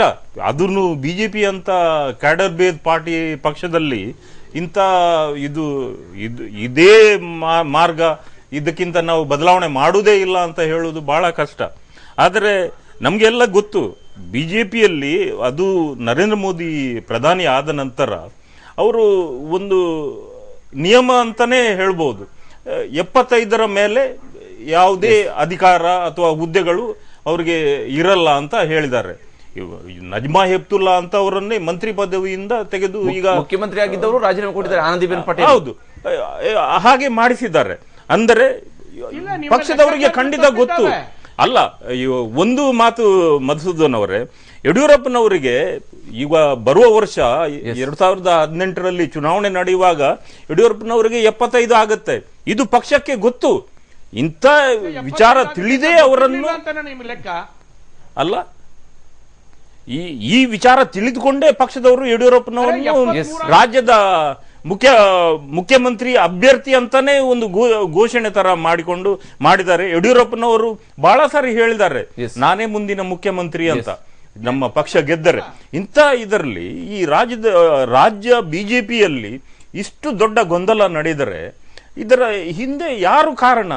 ಈಶ್ವರಪ್ಪನವರ ಅಥವಾ ಬರೇ ಸಂತೋಷ್ ಅವರ? ಕಷ್ಟ, ಅದು ನಂಬಲಿಕ್ಕೆ ಸಾಧ್ಯ ಇಲ್ಲ. ನನಗೆ ಅನಿಸಿದ್ದೆ ಇದರಲ್ಲಿ ಬೇರೆ ಕೇಂದ್ರ ನಾಯಕರ ಪಾತ್ರ ಇದೆ. ಇಲ್ಲದಿದ್ದರೆ ಖಂಡಿತ ಈ ಈಶ್ವರಪ್ಪ ಅವರನ್ನು ಅಥವಾ ಇವನ್ ಸಂತೋಷ್ ಅವರನ್ನೇ ಅವರು ಹದ್ದುಬಸ್ತಿಗೆ ತರ್ತಿದ್ರು. ಯಾಕೆ ಮಾಡ್ಲಿಕ್ಕೆ ಆಗಿಲ್ಲ? ಯಾಕೆ ಇದೇ ರಾಜ್ಯದಲ್ಲಿ ಅಧ್ಯಕ್ಷರಾಗಿದ್ದವರು ನಮ್ಮ ಸದಾನಂದ ಗೌಡ್ರು, ಮುಖ್ಯಮಂತ್ರಿ ಆಗಿದ್ದವರು ಅನಂತ್ ಕುಮಾರ್ ಅವರು, ಇಂಥವರು ಏನು ಅವರು ಪ್ರಧಾನಿಯವರಿಗೆ ಬಹಳ ಹತ್ತಿರದವರು, ಅವರು ಈ ಕೇಂದ್ರಕ್ಕೆ ವಿಚಾರ ತಿಳಿಸಲ್ವಾ? ವೆಂಕಯ್ಯ ನಾಯ್ಡು ಅವರು ರಾಜ್ಯದ ಪ್ರತಿನಿಧಿ ಆಗಿದ್ದರು, ಅಲ್ಲದೆ ರಾಷ್ಟ್ರೀಯ ಅಧ್ಯಕ್ಷರಾಗಿದ್ದವರು. ಅವರಿಗೆ ಕರ್ನಾಟಕದ ವಿದ್ಯಮಾನಗಳು ಗೊತ್ತಿಲ್ವಾ? ಅವರು ನರೇಂದ್ರ ಮೋದಿ ಅವರಿಗೆ ಅಥವಾ ಹೇಳಲ್ವಾ? ಖಂಡಿತ ಇದರಲ್ಲಿ ಕೇಂದ್ರ ನಾಯಕರ ಕೈ ಇದೆ. ಧನ್ಯವಾದ. ಎಲ್ಲರೂ ಕೂಡ ಈ ಕಾರ್ಯಕ್ರಮದಲ್ಲಿ ಜಾಯ್ನ್ ಆಗಿ ತಮ್ಮ ಅಭಿಪ್ರಾಯಗಳನ್ನ ಶೇರ್ ಮಾಡ್ಕೊಳ್ಳೋದಕ್ಕಾಗಿ. ಒಟ್ಟಾರೆಯಾಗಿ ರಾಜ್ಯ ಬಿಜೆಪಿಯಲ್ಲಿ ನಡೀತಾ ಇರತಕ್ಕಂಥ ಬೆಳವಣಿಗೆಗೆ ಸದ್ಯಕ್ಕಂತೂ ಟಾರ್ಗೆಟ್ ಅನ್ನ ಸಂತೋಷ್ ಅವರ ಕಡೆಗೆ ಯಡಿಯೂರಪ್ಪ ಮತ್ತು ಅವರ ಬಣದವರು ಮಾಡ್ತಾ ಇದ್ದಾರೆ. ಆದ್ರೆ ಅದು ಎಷ್ಟು ದಿವಸ ನಡೆಯುತ್ತೆ? ಸಂತೋಷ್ ಅವರ ಮೇಲೆ ಏನಾದ್ರು ಕ್ರಮ ಆಗತ್ತಾ, ಅಥವಾ ಸಂತೋಷ್ ಅವರು ಬಯಸಿದ ರೀತಿಯಲ್ಲಿ ಅವರೇನಾದ್ರೂ ಮುಖ್ಯಮಂತ್ರಿ ಅಭ್ಯರ್ಥಿ ಆಗುವಂತ ಚಾನ್ಸಸ್ ಏನಾದ್ರೂ ಇದೆಯಾ ಅನ್ನೋದು ಕೂಡ ಮುಂದಿನ ದಿವಸಗಳಲ್ಲಿ ಗೊತ್ತಾಗಬೇಕಾಗಿರ್ತಕ್ಕಂತಹ ಸತ್ಯ. ಇದು ಇವತ್ತಿನ ವಿಶೇಷ. ನಿರಂತರ ಸುದ್ದಿಗಾಗಿ ನೋಡ್ತಾ ಇರಿ TV9.